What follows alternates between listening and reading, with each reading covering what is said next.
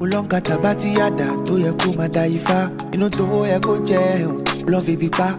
Oba tala, oba takutakun. Songo eshu, ogun oya osun. Kini sheshe, tan she nile yo. O jelo jara. Lafia, peace and power, peace and blessings. What's good, family? Welcome to another episode of the African Spirituality Experience. I'm your host, Orisha Bami, and we are back with another live stream featuring one of the mothers, the mother of the Ase African Spirituality Experience channel and community, none other than Wunam, Nicky Love. Peace and blessings. How you doing, Wunam? I'm good. How are you? I'm doing good, man. Fighting through these technical difficulties. What is it? Electronics and these devices, man. I was dealing with that foolishness earlier on the Patreon call. The camera was acting a fool, Zoom was acting a fool. There's all kind of foolishness going on, but we're gonna still fight through and make it do what it do. Well, you know, the energy out here is kind of crazy. According to the astrological readings, the energy been crazy because we had a crazy day yesterday. So I don't know what's going on, but we got to pay attention to that. Yeah, well, it's a lot going on.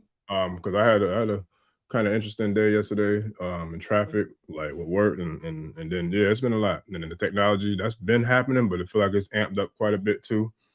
Time is moving super fast. I don't know if it feels like that on your end, but on my end, it's moving by super duper fast too. It sure is. Yeah, it's definitely a lot going on, man. But that's why we're here, and that's why I give gratitude to you for coming and taking the time to tap in with us, so we can kind of get into some of this energy and a lot of the other things. I think this is the first time you've been back since the one we did for New Year's, right after New Year's, right? I think so. Yeah. Yep. That's what's up. I think so. Yeah.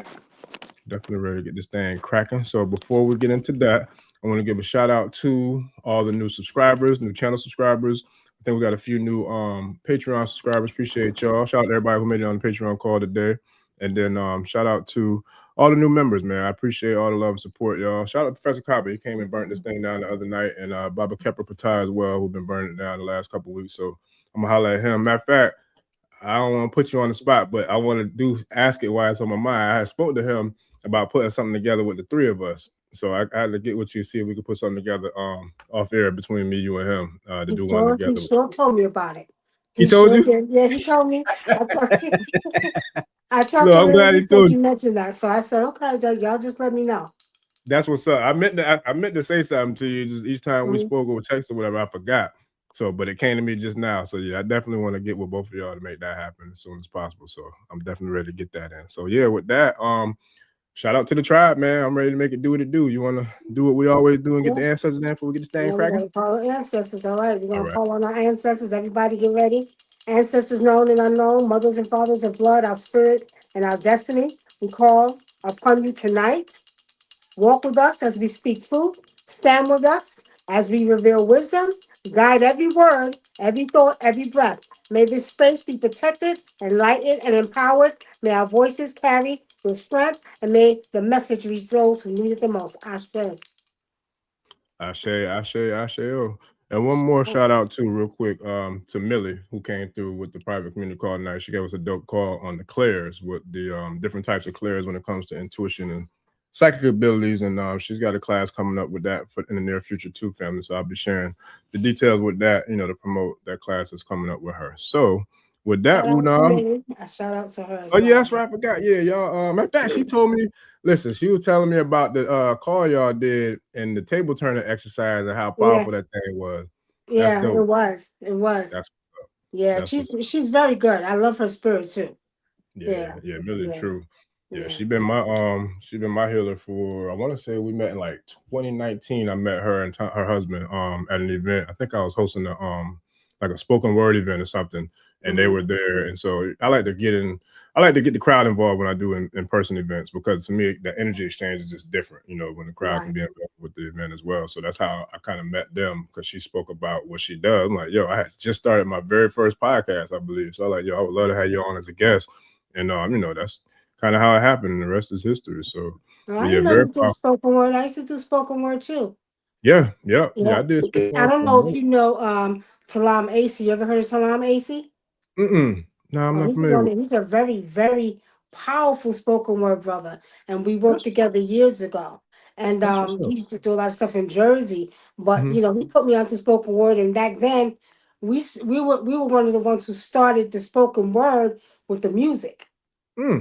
That's what's Yeah, up. yeah. That's It dope. was real cool. Look him up, Talam Ase. He's like one of the top ones up there. How do I He's been spell on that? Talam. I think it's spelled Taal. Don't give me AM. T-A-A. Taalam. Mm-hmm. Talam Ase Acey. Well, yeah, I definitely check him out. Look him up for sure. Yeah, That's what's up. he's real good up there. Yeah. Yeah, he's been Yeah, on BT. I think he was doing some stuff on BT too for a while. Yeah, check that's him what's out. It's up. one we used to work together in Jersey. Yeah, That's dope. Yeah, I actually, excuse me. Actually, I worked for him. If I can remember, he put me onto that, and he's the one who taught me how to do acid, how to do my own music with the same software he was using to do spoken word from. Yeah, That's he's what's up. good. Yeah. That's dope. Yeah, nah, I definitely did it for a minute too, actually. That matter of fact, that's how I very first, it's so funny how life happens. That's how I very first got into public speaking and didn't even know it. Like that's how spirit works. So what Really? I would do, yeah, man, like it's dope how it happens. So what I would do is when my sons were little, I would always read them stories. I was reading them stories since they were babies. And then as they got older, I stopped reading them stories, and then I would because back then I was writing, so I would read a spoken word piece to them at night at like a bedtime story. So instead of me doing bedtime stories when they got a little older, I would do spoken word. Like I would stand in front of them like they were a crowd, and I would just, like give the spoken word kind of like presentation, you know what I'm saying? Like a performance. And so that I didn't realize then, that was probably like 2014, 2013, 20, but I didn't realize then that I was kind of preparing myself for public speaking. So when I got into public speaking in like 2016, when I started going to Toastmasters and learning how to do public speaking, that's when I realized like, yo, spirit was already preparing me for this, and I didn't even know it. You know what I mean? So I'm like, yeah, that's dope. So it was like the little ones was my first audience, and so yeah, that's how I got it. Now let me ask you, do they remember that? I had to ask them. They probably do, but I had to ask them though. I'm not sure. I had to ask them. Okay. I had to ask them. Yep. So yeah, I need to get back into it actually. For real. You should. Yep. You should. Yeah, I am. Some of my music, and if you go on SoundCloud, you hear a lot of my music.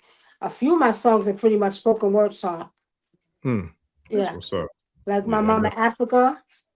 Mama Africa is the spoken word. I haven't. That's another part of me you probably don't know. But I do music as a hobby, so I have about 4 or 5 CDs. You know what? For some reason, I'm thinking you might have brought that up in one of our first interviews. Now that you say that, now it's ringing a bell. I think you might have. Brought that up. Yep. That's what's up. Yeah. Okay.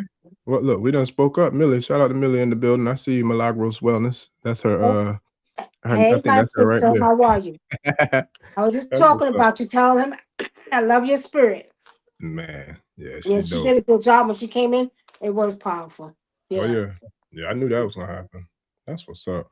Okay, well, before we get into it, I did have a couple of sightings that you know me, I'm always asked these questions, but these black cats, man, they've been amping it up even more. When I seen one was the last night, I believe, and it's a big, beautiful black one that been appearing like I don't know if it's living around the house now or like what, but it's last night. It was like right on the sidewalk when I was getting ready to move one of the cars, and then I was at where was I at?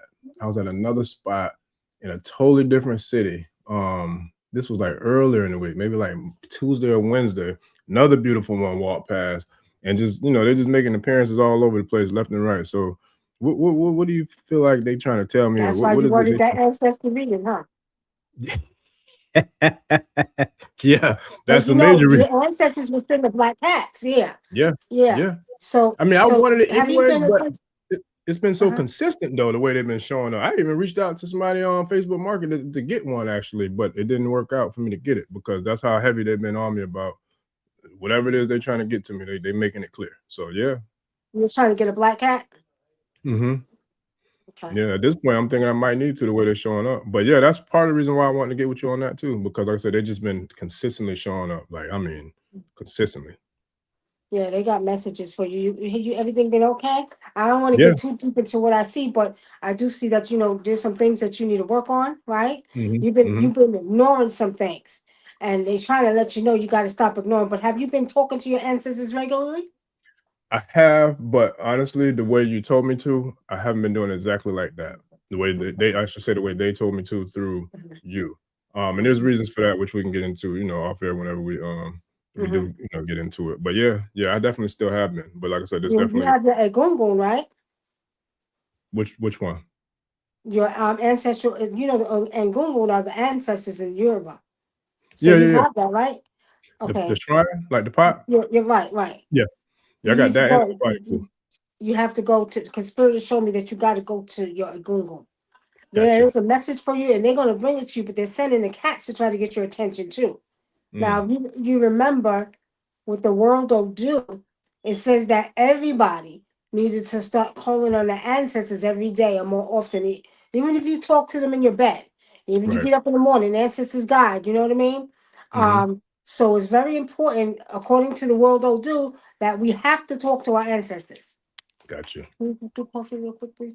Gotcha. So Reese's baby just said he had to drink some coffee. I need some too. Listen, gotta get it in tonight, buddy. Cause look, it's gonna be we working on the night shift tonight, third shift. Oh, shoot, you ain't the only one, trust me. But anyway, Spirit has shown me they have a message for you, but you need to talk to them more. Gotcha. Because I also see that they want to bless you. You been going through a little bit of changes? Oh yeah, but listen, we'll get into that off the air only because I know the tribe want to, you know what I'm saying, they want to hear what we got to say about the whole topic and all that good stuff. And I don't want to make it about me, I want to make it about we. But I did want to bring them cats up because they've been showing up. So I'll get with you on that so we can make that thing happen. Okay, well we'll do that. But just know that they're trying to give you a message. Hey, I'm here, y'all. I'm ready. Okay. Yes, sir. But yeah, man. Yeah, so with that, I appreciate it. I'm gonna definitely, holler at you after the show to see when we can make that happen for sure. I'm looking forward to it. But yeah, so I had to bring it up because they've been ever present. And one last thing too, I had a trip that I had to go down south to South Florida earlier in the week for work too. On the way down there, we got this bridge. We got a couple of big bridges in this area, but one of them I believe is one of the tallest ones in one of, I don't think it's but one of the tallest ones in the nation. And on my way getting ready to go over that bridge, I saw two beautiful dolphins swimming in the bay. And I'm talking about it was beautiful. And I know that's a huge blessing, to cross paths with dolphins as well. So what would you say you might be picking up from Spirit in regards to the dolphins making an appearance this week?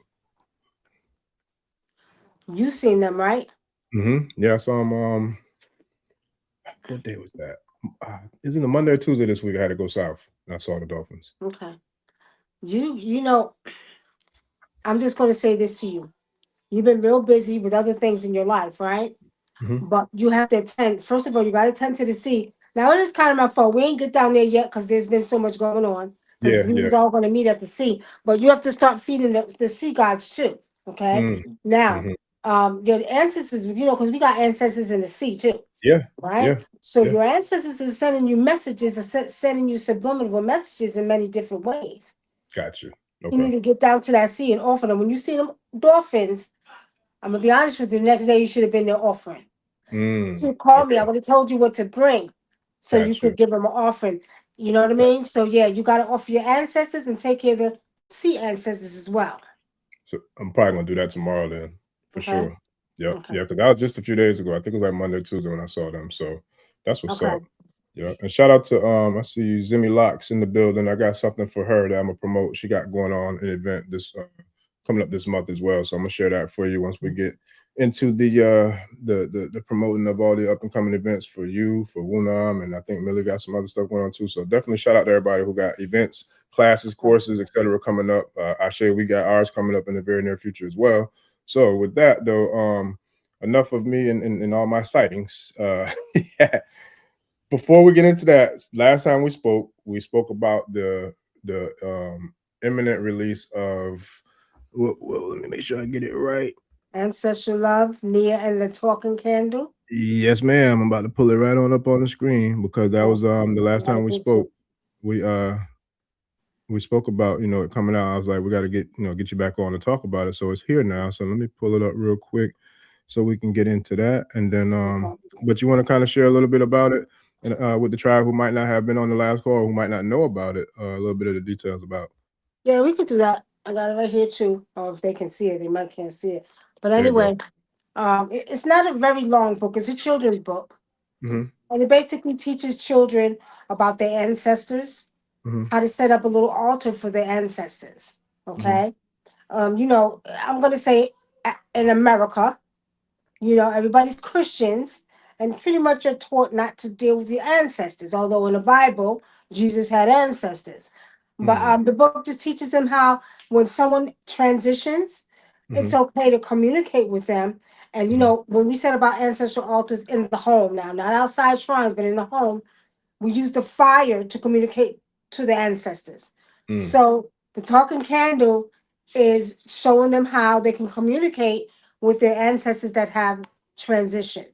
So the book is not very long. It's really for kids. It's kind of easy, and it shows them how to give them offerings to their ancestors, and it also shows them if they give food like to somebody else, they Mm-hmm. can also be paying paying forward to the ancestors by helping somebody else.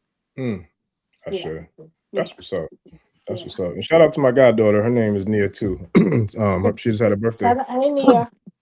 Yep, she had a birthday that just passed by, so that name is strong right now too, Nia, in the talking camera. Yeah, That's what's up. right, right. I say. Yeah. But you also got something else going on that I'm gonna share as well. So let me go ahead and bring that up on the screen too, so that way we can get into that before we get down to business. Okay.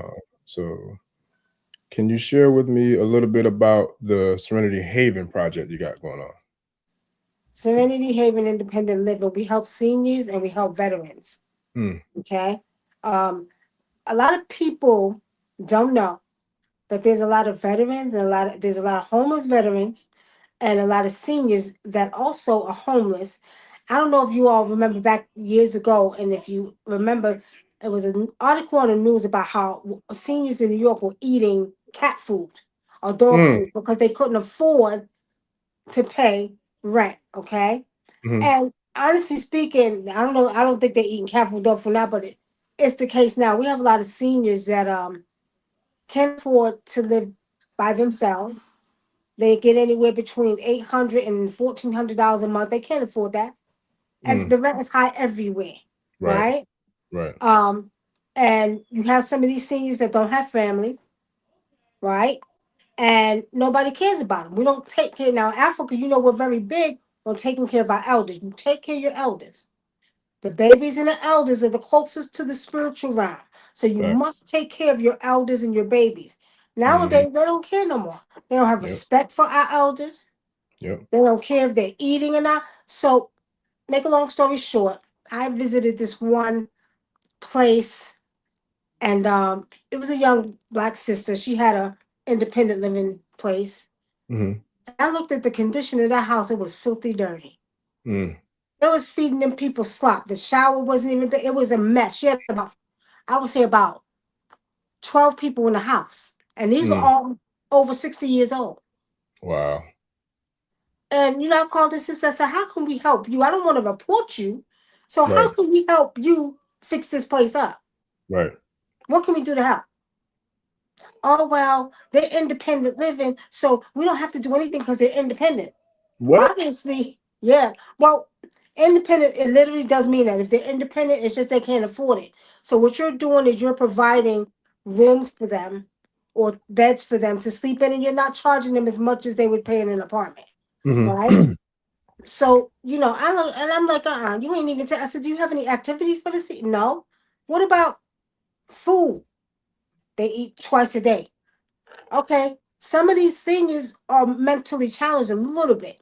Right, So they need some guidance. You know what I mean? So right. this is what inspired Serenity Haven Living Services, not just for them, for the vets, because I was also military. I was also Army. That's what's I So didn't know you was in the military. yeah, for Army. And they don't take care of the vets either. Right. And a lot of these vets actually need places too. You have a lot of vets that's in the homeless shelters right now. Oh yeah, that's facts. Yeah, Yeah. you know what I mean. And Mm-hmm. especially down there in Florida, because I reached out to my brother. He's in Orlando. He told me there's a whole bunch of homeless vets out there. I'm like, Oh really? yeah, yeah. So we service both of those two right there, and we don't uh because you, of course, you're gonna pay. They're gonna pay, but we can provide comfortable places for them. Right. You know, a bed, 3 meals a day, activities. We do all that, so we want them to feel like family. So that's what we do differently. Okay, we're not just there to take their money. No, we're there to kind of help them because some of these seniors, I got like 177. She's a blind woman, and one she's 76, and they need help. You know, Right. they don't have no, she don't have no family. Right. So don't you think these, want love too before they leave this earth? So I'm very, very big on especially taking care of our old people. Yeah. Yeah. And the veterans too, because some of them, like wounded in war, well, y'all don't know if you know, but you go into I do. Iraq and all of Yeah. the stuff that we go through in the military, Yeah. y'all don't understand. You know what I mean? And they should be taken care of better, but they're not. Right. Right? You should have a whole building for goddamn seniors, right? Yeah. Oh yeah. But they don't. You got homeless veterans. No, that's not cool. Right? Mm-mm. So that's why we came up with Serenity Haven Living. And that's what we do. We offer them smart rooms. We offer them 3 meals a day. We do activities with them every week. They get movie night. And we also do, if they need transportation, we'll take them to their appointments and stuff like that. So that way they don't have to worry. That's and I think more people, whether you start something like this or not, more people need to take care of our elders and especially our veterans. And then Yeah. we want to talk about. I'm not going to work. I'm not because we got a lot of. I've been getting a lot of calls and referrals for women and children too. But we're just not there yet. Once I finish building this, I'm gonna go ahead and build for the women and children. I sure. Yeah. Yeah, that's what's up. And you know what? On that note, let me give another huge shout out. Shout out to Prime, man. Prime Time, none other than the great Hall of Famer, legend Deion Sanders, man, because I just saw a report. He actually just opened up a huge, I'm not sure what state it's in. Tribe, if y'all know the state, please share it in the chat for me so I can get that right. But shout out to Deion Sanders. He opened up a huge facility, hospital. And I believe it has, like, not only is it a hospital for the homeless, but it also, I want to say it might have like apartments in there too. Like it has some sort of, I think, assisted living facility or something like that for them as well.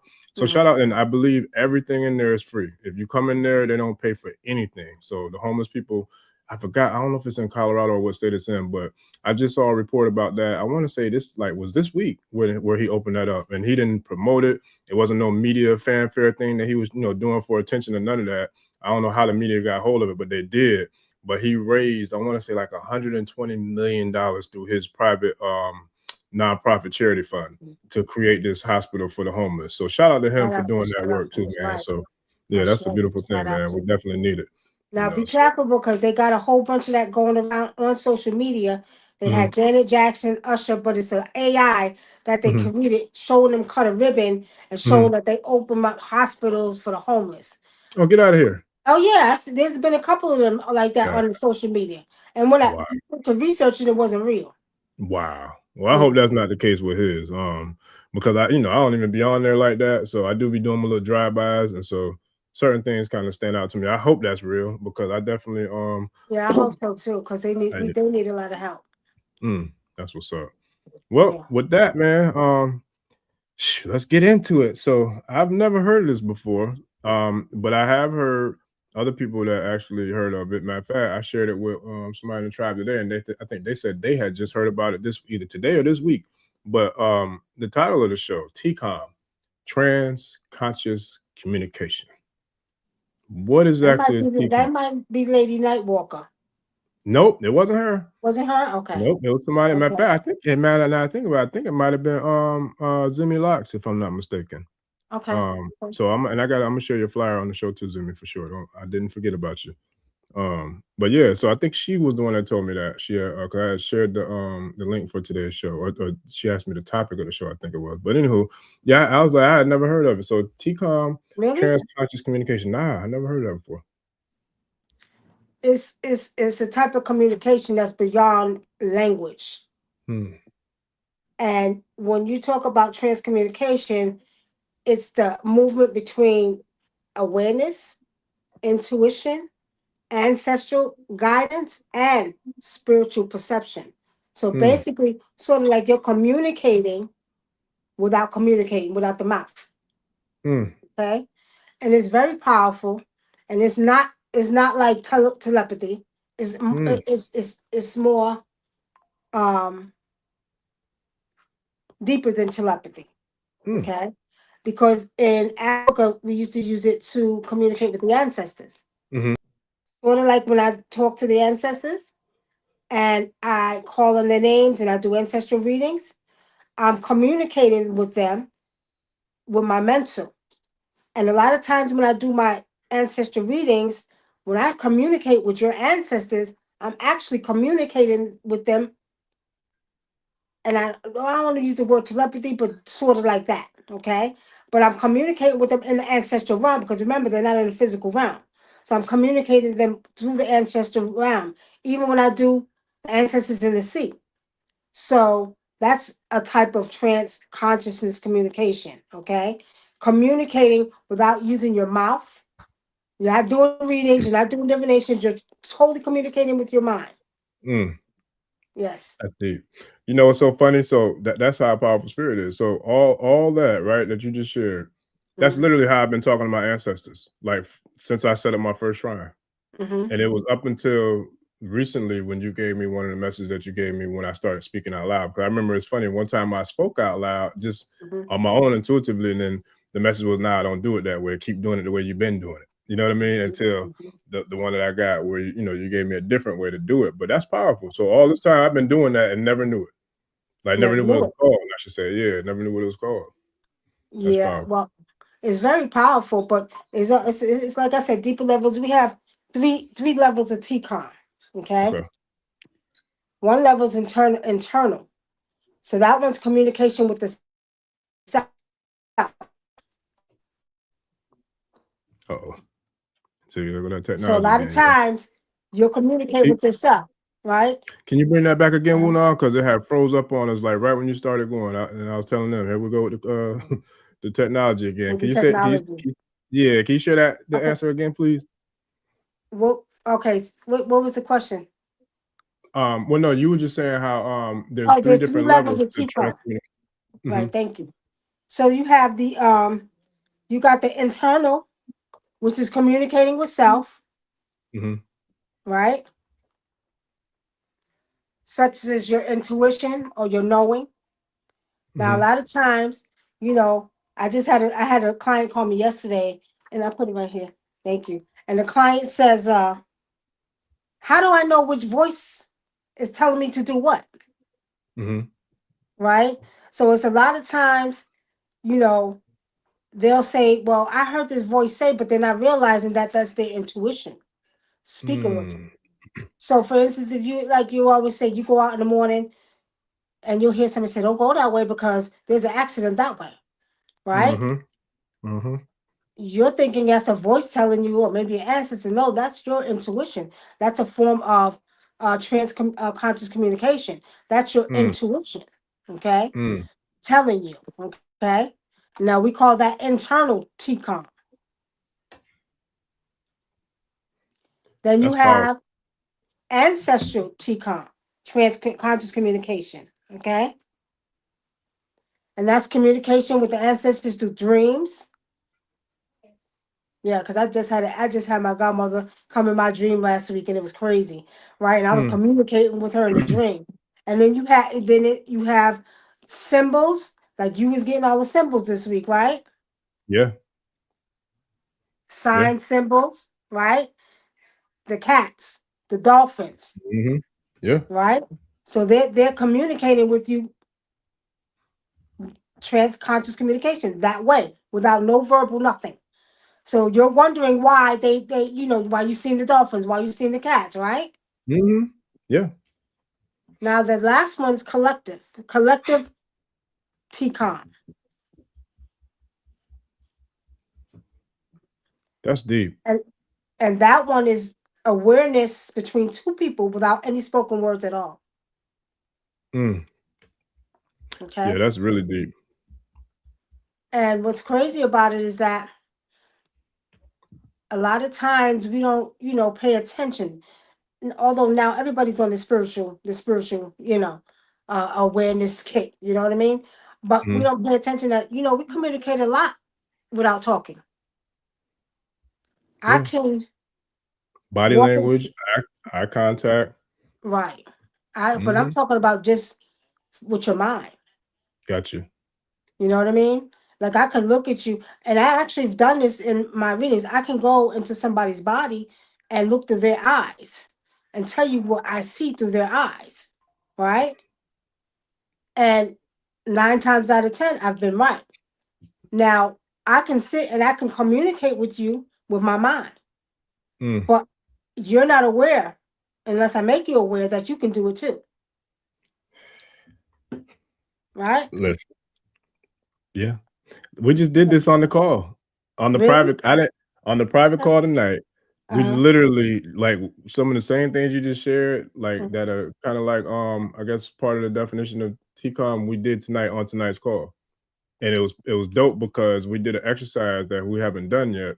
Where I wanted to test each of our intuitive abilities, because I've been on other calls before where we do either remote viewing or we'll do like a fixed intentional thought meditation, but it's guided in a community effort or in a group effort, right? So we did it tonight, real quick one.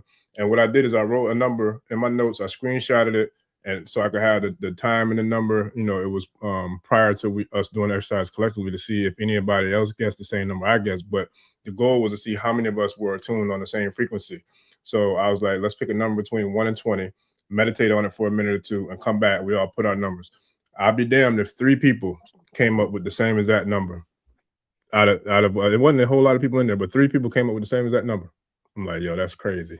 You know, it's crazy because I used to actually, I just called my grandkids tonight to practice because I started them when they were younger. I would teach them how to do that same exact thing. What do you? Okay, I'm Nana's thinking of an apple. I'm not telling you. What am I thinking of? My grandson got every last one of them right.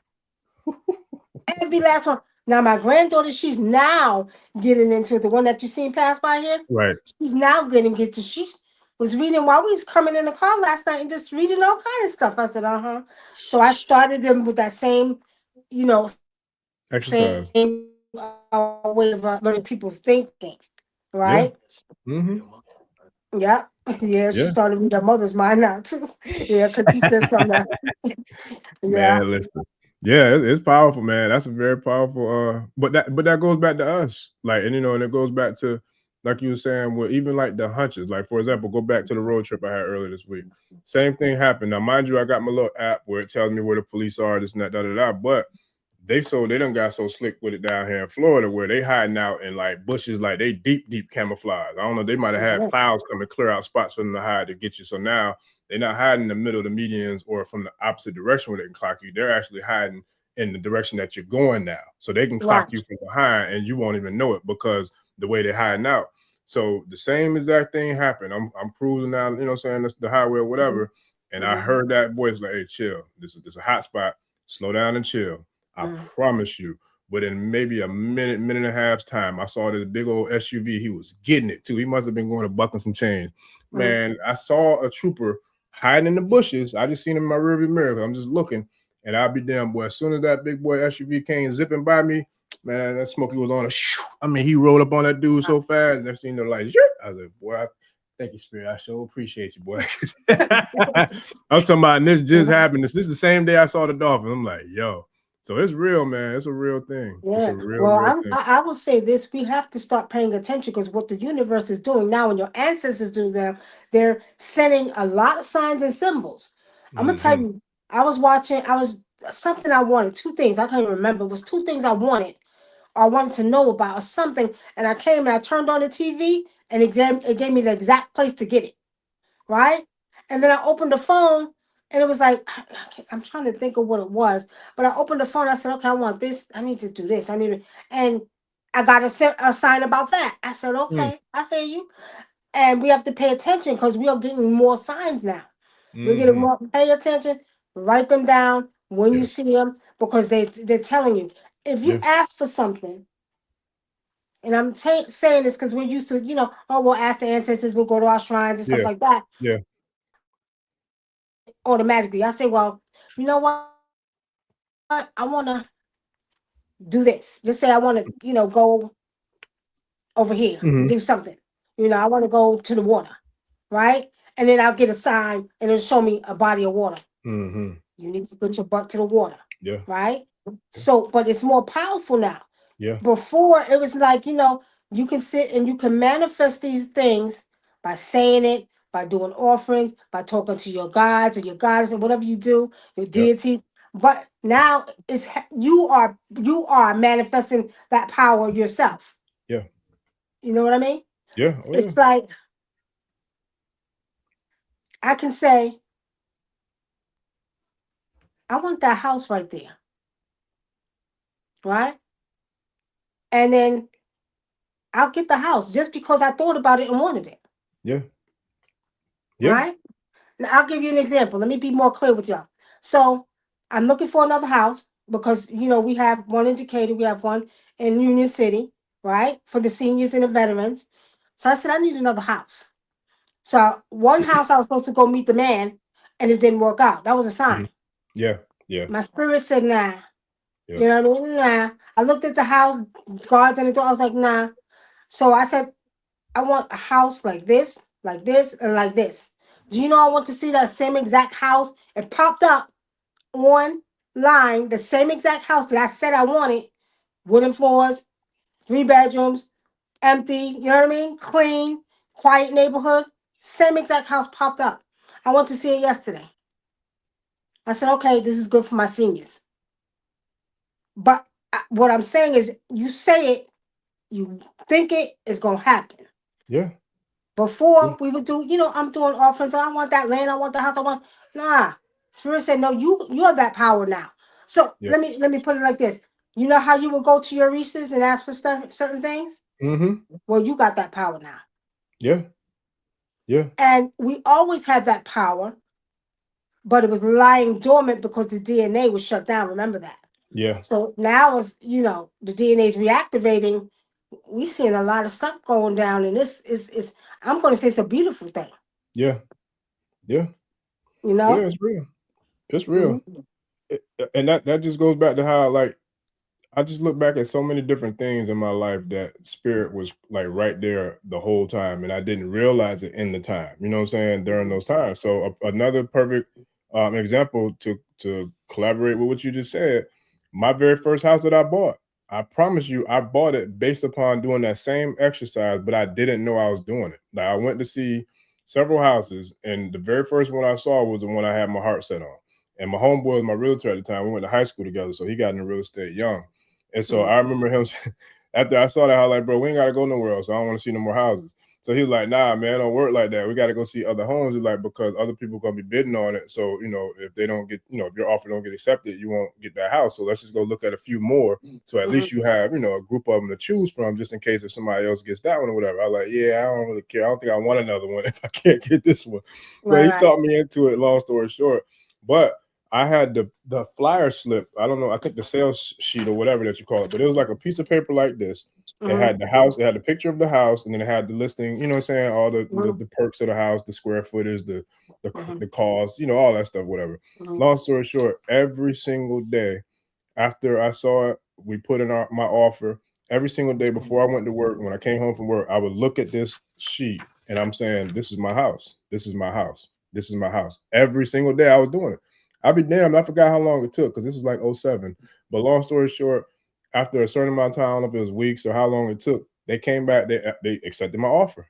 And boom, I was able to close, got my first crib. You know what I'm saying? But I wholeheartedly feel like it was from me affirming. I didn't realize it back then. I didn't even know what affirmation was, I don't think, back then. But I know for a fact I was literally programming my subconscious mind. And I was saying to myself, this is my house. I affirmed it. So I spoke it, and then it manifested. So it was dope because in hindsight, I'm looking back in time. That's exactly how I feel like it happened. The same way you're saying that we could do it now, but back then I didn't know anything about this stuff. So it was just like it's spirit. I powerful felt now. like was It's more leading me. powerful now, though. Oh, yeah. What I'm watching, because you know I like to study the energy and I study the DNA and all of that. You know, I wrote that in my last book about the DNA and the junk DNA. It's reactivating. And let me tell you something. It's more powerful now. It's 10 times more powerful now. Like I said, it happened that quick. And you know it's funny. I had a similar story to yours because when I was in New Jersey. About this one? Yeah, thank you. Yeah, it's in that book. Yep. I got you. I wrote all about the junk DNA in there, how it's not junk DNA. It's right in that book. Right. Thank you for showing that. Oh But yeah. what we have to realize is more powerful now. It's 10 times more powerful now. 10 times more powerful. I want to say Brazilian AI for sure. What's AI for sure? Oh yeah. I'm running behind on the comments, Wunam, so don't Oh, put too okay. much I see into it. it. But I want to say Brazilian samba versus funk. I look at the name. I want to say Modi Busta. Modi Busta. If you're Brazilian, don't you better be Brazilian with that name. Brazilian samba. Modi Busta. Okay. That's it. So anyway, yeah. But we got to realize now. Wait. I'm gonna tell y'all this. Because a lot of people say, well, I tried that, I can't do it.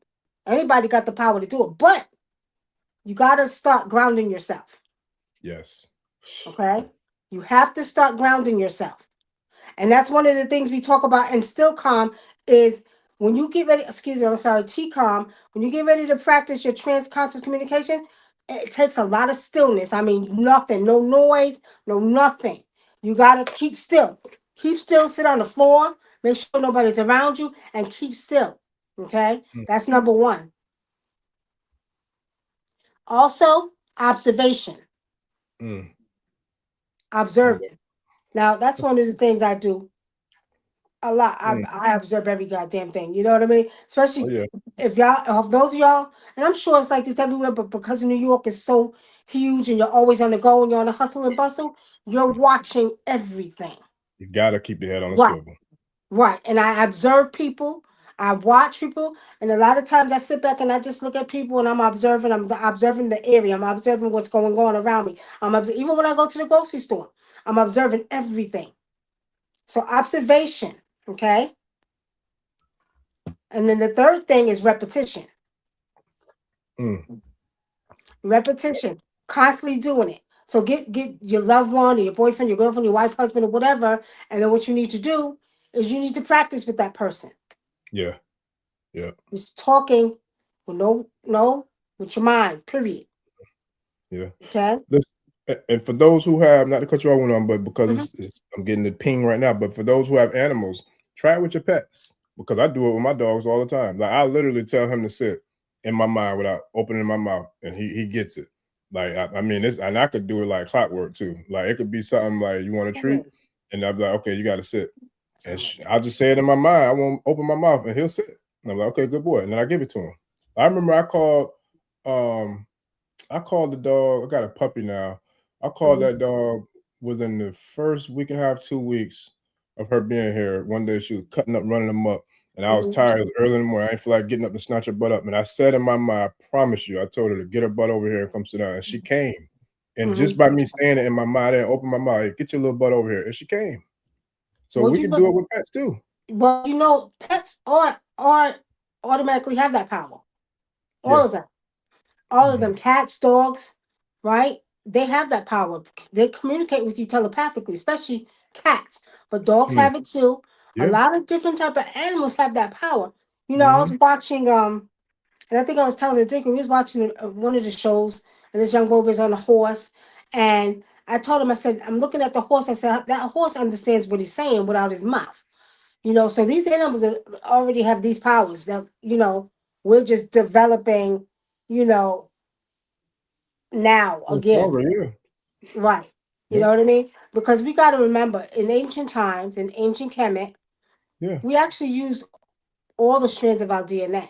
Yeah. And we didn't even communicate verbally at all.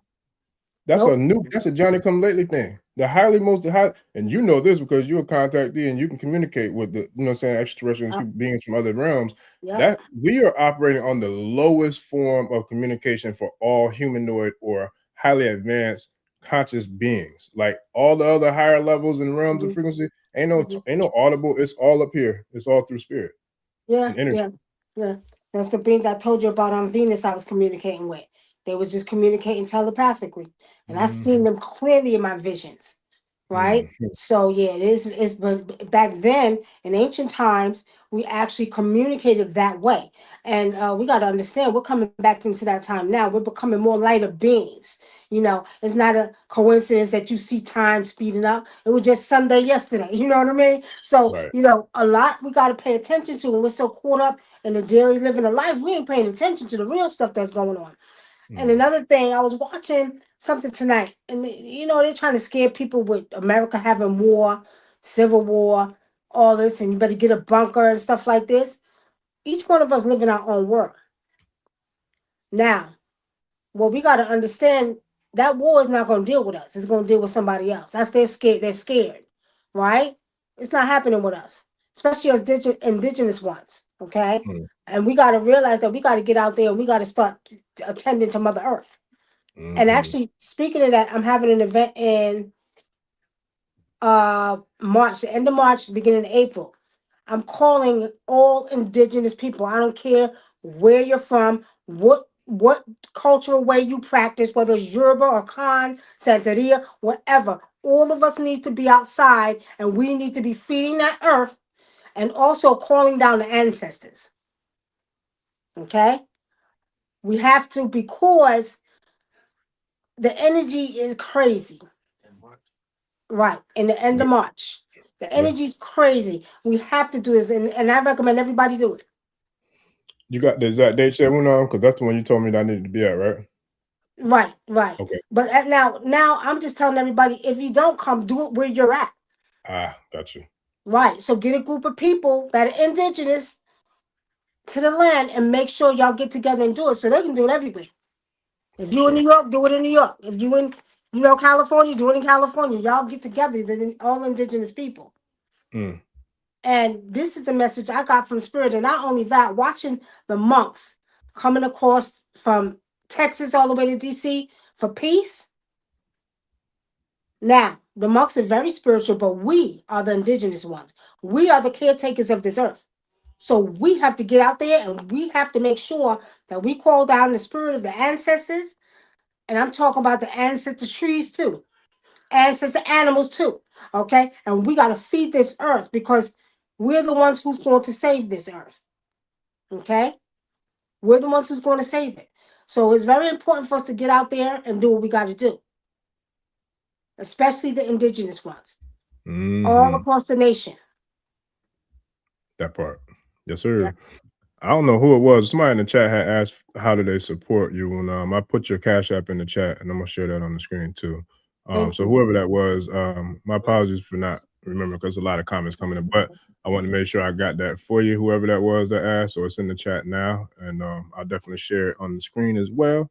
But I do want to say thank you too, because when we did the last show, I'm sorry to interrupt you, but I think about 3 people that came to me from your show that came for spiritual counseling.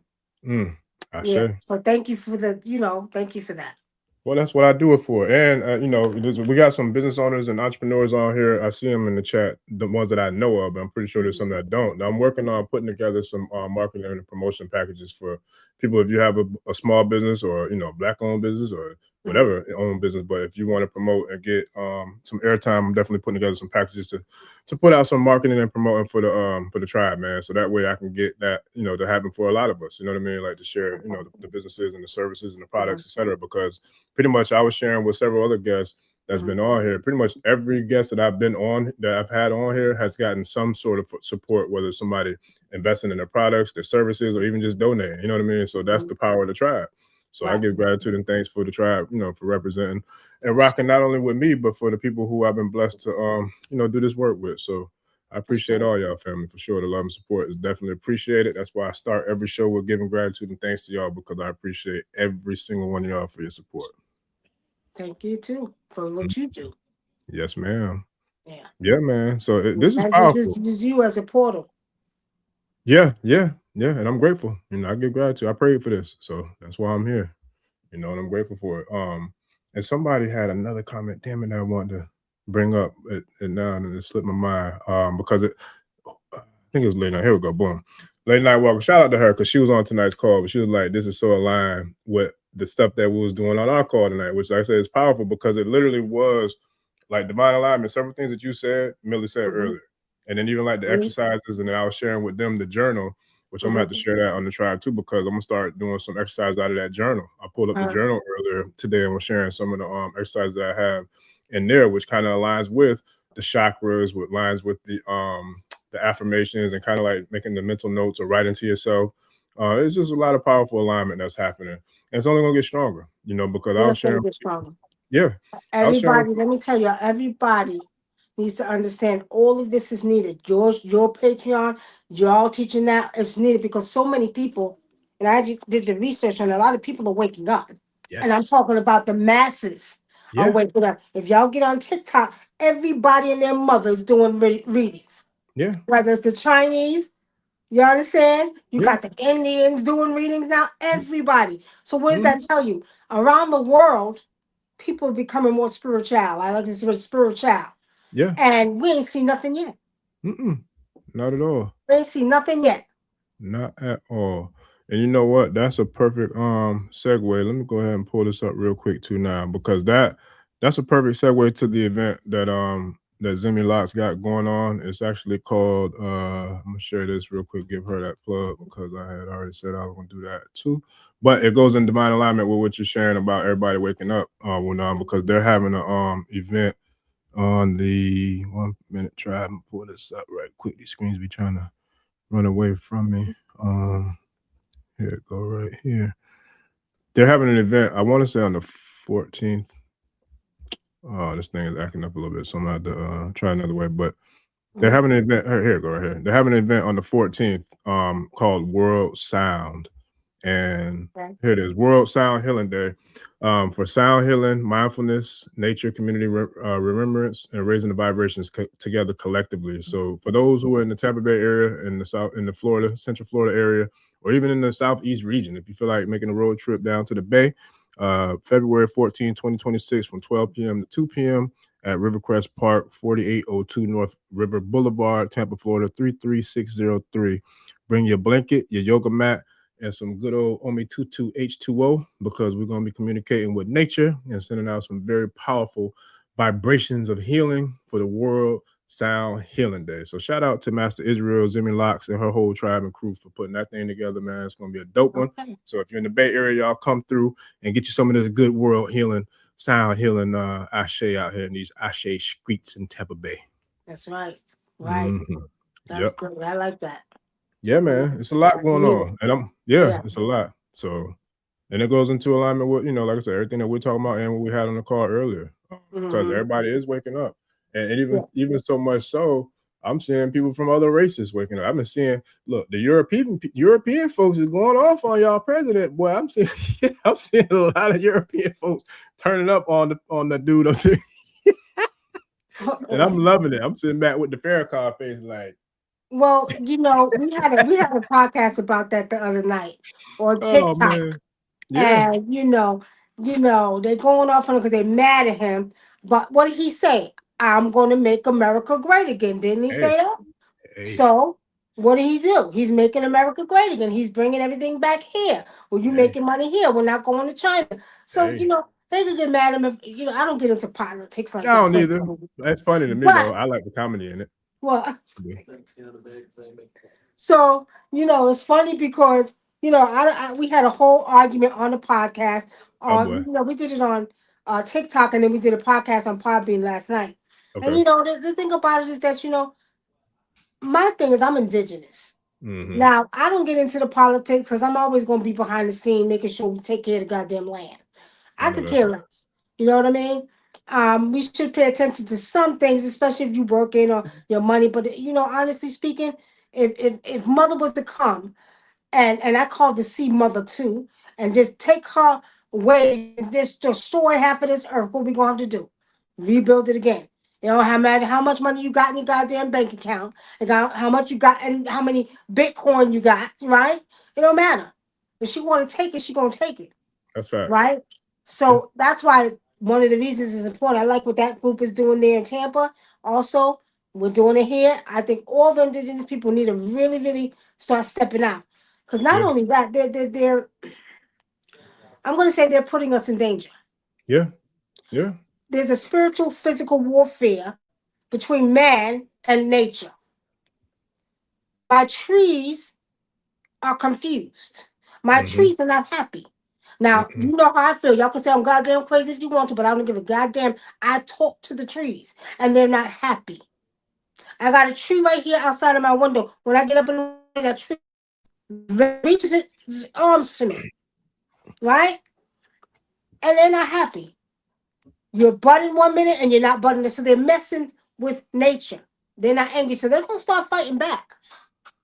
And as I told y'all with the New Year predictions, we're going to see a lot of water this year. A lot of water, a lot of flooding coming through. We're about to see some more earthquakes too down the East Coast. So that's why it's important for us to get out and start grounding, feeding the earth, talking to the trees, letting them know that we going to do what we got to do. Yeah. Because they need our help. But if they don't listen, Spirit already showed me it's going to be bad. And see, these fools don't understand that we're going to suffer because of it. Well, it's real. They don't have the mental, psychological, emotional, or spiritual capacity to understand, damn sure understand. So, you know what I'm saying? It's almost like a child that just beats the hell out of their toys and don't care. They don't care how much that toy costs. They don't care, you know what I'm saying, how far you had to drive to get that toy. They don't give a damn. They just, you know what I'm saying? And that's literally what this clown show is doing. They have the IQ or the mental or spiritual capacity of a fucking 4-year-old. Like, seriously. Yeah. I mean, look at what that's why we need to chant their asses down. They need to be chanted down. Let me tell you something. Remember, I told you before, not just the women, either brothers, indigenous ones, start chanting them down. Start chanting them down.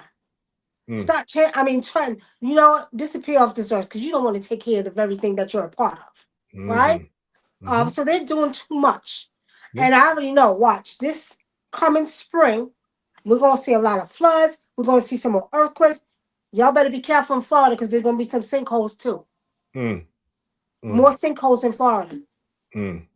Yeah. Let me ask you this about the water, right? Because like I said, I've been out and about a lot more often lately, hitting these roads, and I've been seeing a lot of different things, i.e., all these signs from spirit. But one of the things that I noticed too, which is, I don't know, it could be me because I've been kind of hibernating a lot lately, or because things are shifting rapidly. But I know one thing: there's certain areas and certain bodies of water around here in the bay where the water is usually a certain color. I'm used to seeing the water be like a navy, like a darker blue. Sometimes even, well, for a while, it was like a greenish color because they polluted it so bad. But I tell you what, when I made that trip down south earlier this week, the water was looking absolutely gorgeous. When I tell you, Emoja is like, she got a good shit. She's wearing her good clothes right now. I'm talking about she got that beautiful, I'm talking about, it looked like Turks. I ain't gonna say Turks, but I'm gonna say we have like the color of the Bahamas water with some of our waters. And these, when we go to the beaches, they're close to that normally what I've seen, but I'm seeing these waters on the coastal lines all throughout the bay, going across the bridges. Like, the waters are looking beautiful, pristine, like, I mean, light blue, gorgeous aqua looking blue, like you'll see in the islands, you know what I'm saying, down in the Caribbean. I haven't seen, I don't know if I've ever seen the waters like that in the common areas of the bay since I've been living here since 80s, 89. And so when I saw that the other day, it was a pleasant surprise. I'm like, yo, the waters are looking gorgeous right now. What you think that's about? Well, everything is going through a transformation, even the sea. Right? Even the sea. Now the color you're talking about, it actually, I seen it in Destin last year. The color of the water was like that last year, right? But the sea is also going through a transformation, and we have to understand there's a lot of activity under that sea, right? So, they're traveling. A lot of these beings under the sea are traveling. They're traveling under the sea. There's a lot that's going on in the sea. Now, I think, was it you that sent me when I told you something was going to come out that sea? Yeah, yep, sure But was. It was it's one of going to our be something first, bigger than that. maybe our first 2 to 3 shows we ever did together. You mentioned that. It might have been the first show. Yeah. But there's a lot of cities under the sea. There's a lot that goes on. Antarctica, they're coming through. There's more beings coming from the planets that's coming through the sea. So there's a lot going on people need to pay attention to.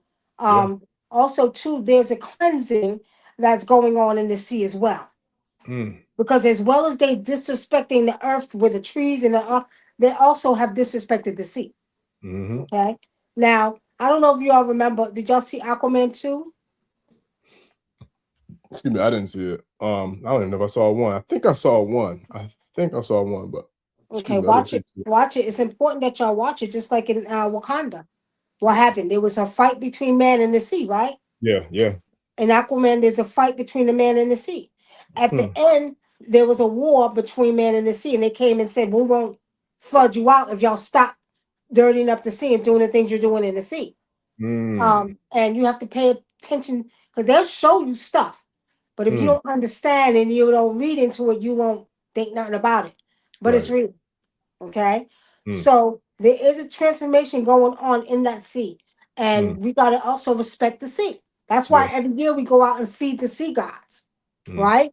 You know, you talked about Yamoja, you know, in Cabo Verde, we have a lot of sea because our whole island is surrounded by the sea, by Atlantic Ocean.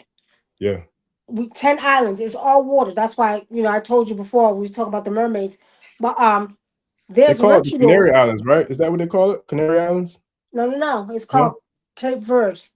No, I mean, but when you talk about all 10 of them, like that's all surrounded by the sea on all different corners or all angles. Do they call all of those islands like collectively the Canary Islands? No, There must be different. not in Cape Verde. Cape Verde is like the it's like the tropical of Africa. Gotcha. Okay. Right. And we're surrounded by 10 islands. We don't have no bushes. If we do, it's in the middle, but you mostly see water. Gotcha. And you know, that's why majority of our diet is seafood.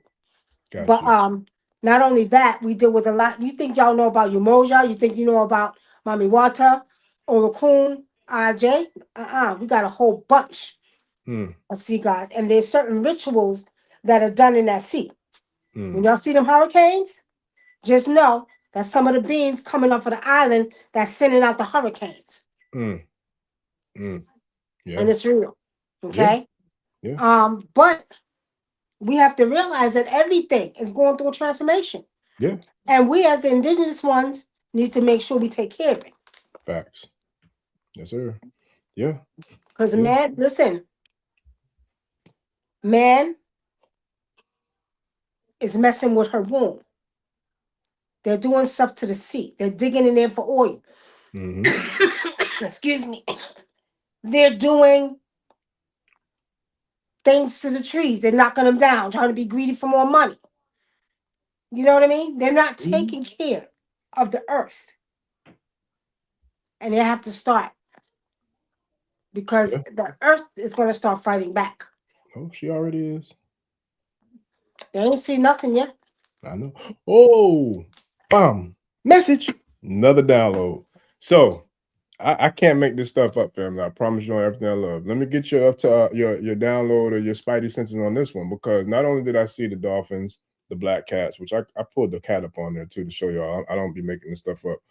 But I seen a total of 5 bald eagles this week as well. During my little traveling adventures. I think she had to step off for a minute, y'all. So when she come back, okay, I thought you had stepped up, but I saw a total of 5 bald eagles this week as well. I saw 2 couples like perched up on a huge. We got really y'all might have them up there in Georgia too, but down here, especially in Florida, we got really huge, tall light poles on the highway on the side of 75. Right? I'm talking about huge. These things probably taller than some buildings, and the eagles, they'll make nests up there, or they'll just perch. I won't say they make nests, but they perch up there, right? So I guess so they can see like far and wide on how far they got to go to snatch something up or whatever. But 2 times this week, I saw 2 couples, 2 eagles. It could have been the same couple or 2 different ones on the same light pole going on the interstate of 75, right?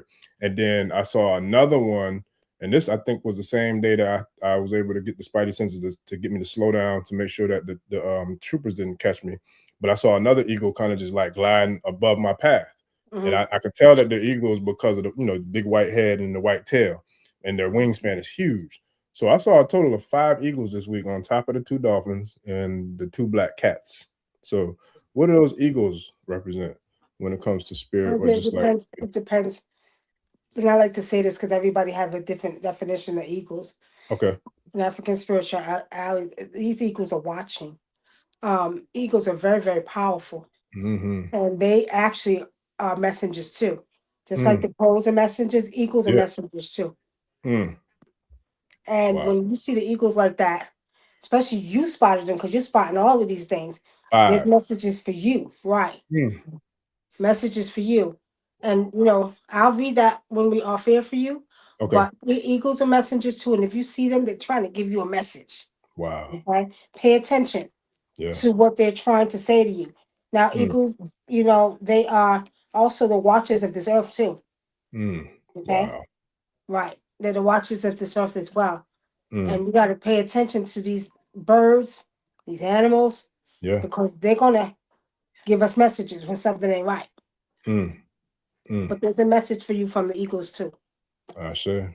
hmm All right. Yeah, I definitely. I'm gonna write all my notes down and make sure I get them to you. But yeah, that happened this week too. So it's been a very nature active week this week. So I'm gonna have to make it my point to get out there and feed that water tomorrow for sure because they. Yeah, make sure feed the water. Yeah, I hmm get the message there, so it's loud and clear, loud and clear. I'm gonna bring this one up real quick. I was gonna save it for later, but shout out to Watchtower Wellness Center 8061. Wunam, Nicky Love, are you here in Atlantis? Atlantis? Yeah, I am. Sure. Yes. How'd you know Atlantis was under Atlanta? With a Atlantis is name under like Atlanta. Watchtower Wellness, I'm pretty sure they know something. Oh yeah. Atlantis, and I've been telling that people for years. Atlantis, and as a matter of fact, they tell you that in Aquaman. Her Wow. name is Atlanta, Wow. right? And it's the city they show you in Aquaman. I've been saying that since I moved to Georgia. This is where Egypt used to be. I told them this land was a part of Africa, and I told them that Atlantis was under Atlanta because remember Atlanta has it's land. It's land. There's no water around us. We have to go 4 hours away. 4 hours away from water. So it would make sense to hide a city under the sea, under a city that you can't get to the water quickly, right? Atlantis is right under this place called Atlanta. Yeah. Well, I'm gonna tell you about these two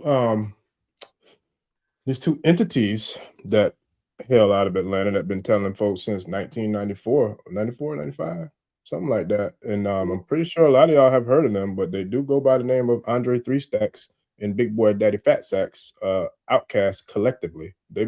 I mean, look at the Equimini album cover. That's showing you and telling you more than enough. If you know, you know. If you can see, you can see. If you can feel, you can feel. But they showed you everything you needed to know on the Equimini Outcast album. I think it came out in 97 or 98.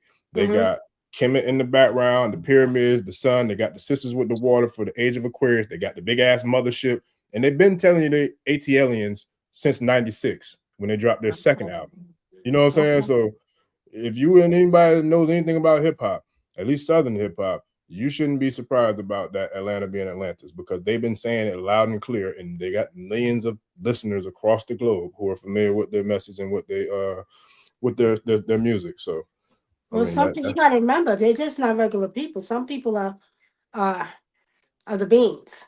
Oh, they extraterrestrial. They telling you they got a song called Extraterrestrials. But you got to remember, even Earth, Wind, and Fire. Remember their album with the Yes, they were pyramids? before. Yeah, they Right, they predated were before Outkast. them. Right. Yes, yes. You had Earth, Wind, Bootsy and Fire that Collins. told you that. You had P Funk. I think it was Yes, P Funk that told you Bootsy that. Collins too. Yeah. Right. Yep. So all of them was aware back then. In the Yes. early 70s, they had all the art with the pyramids and the spaceships and all of that. Yep. Yeah. Yeah. Yeah.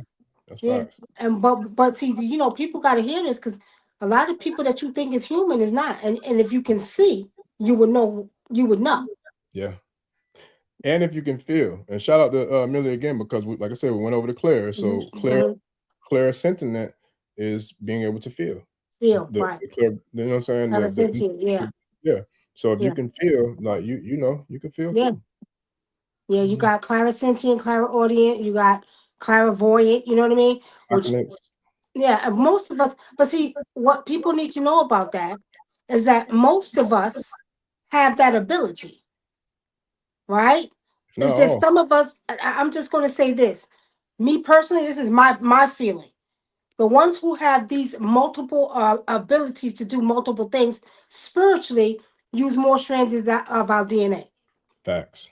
Yeah. They'll tell you, oh, well, you only use 3 strands. Nah, don't tell me I use 3 strands when I can make that picture drop off the wall.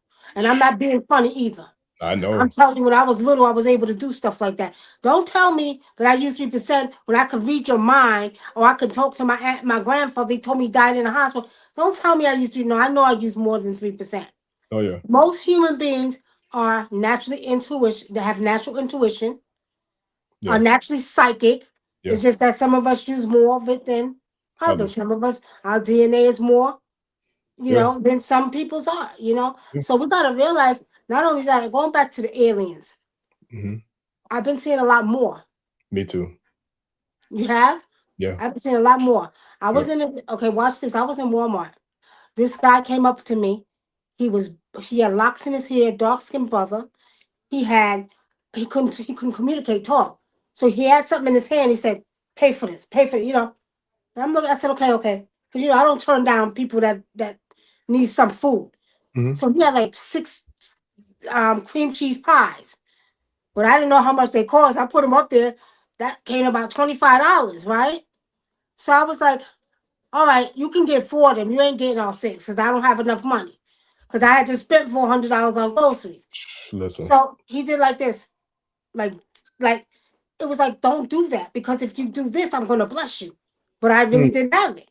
Right. So Dinkra, he paid for the other 2. He said I'll pay for them. So we paid for it. And the man walked out the door. It was like he came back. I said, well, say thank you.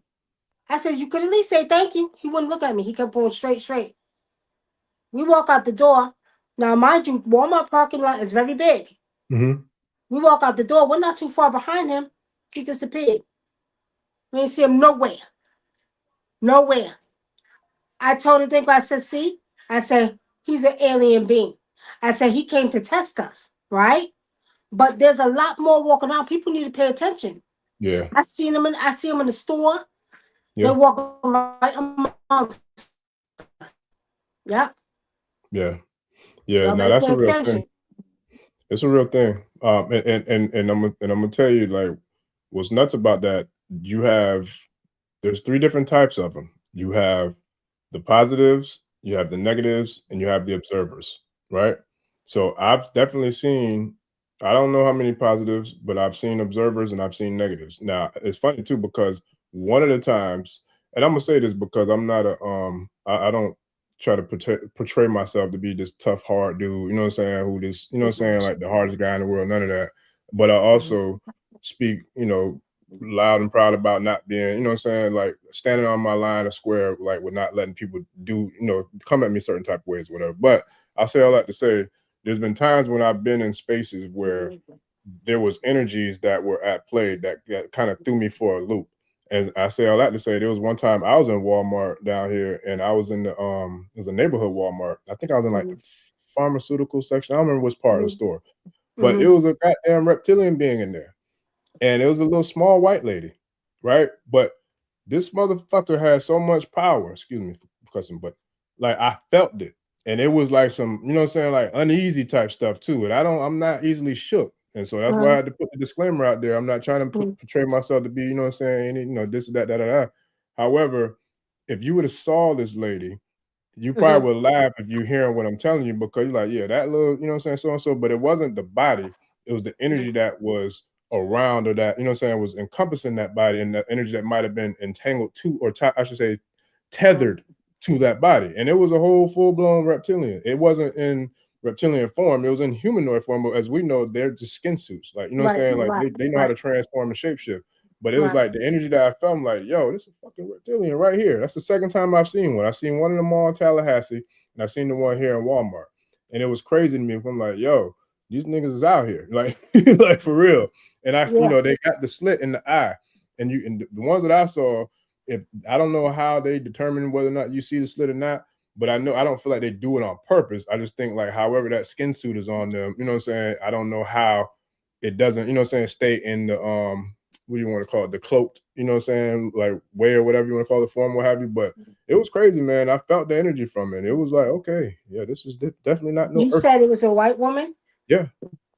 What she looked like? She said she was short? Short and skinny, yep. What color was her eyes? I wasn't close enough to see, but I felt the energy, and I couldn't tell. I would have to say, I don't know. I can't remember honestly. But the one that I did see in Tallahassee, her eyes were like a dark brown, but I saw a slit. Like she had the slit, like the north side, like a cat. Like you know how a snake, or you know what I'm saying, or a cat's eye has that slit. Yeah, you Like got to anyway. remember the lions are out too. The lions, now if you look at the cat's eyes, they have the same thing. So there are lion beings that are walking around too. Wow. Yeah. And you know, there's I did a show years ago on a radio show and I had a whole list, and I'm gonna find that for you. But I had a whole list of the different type of races of aliens. I think I got that.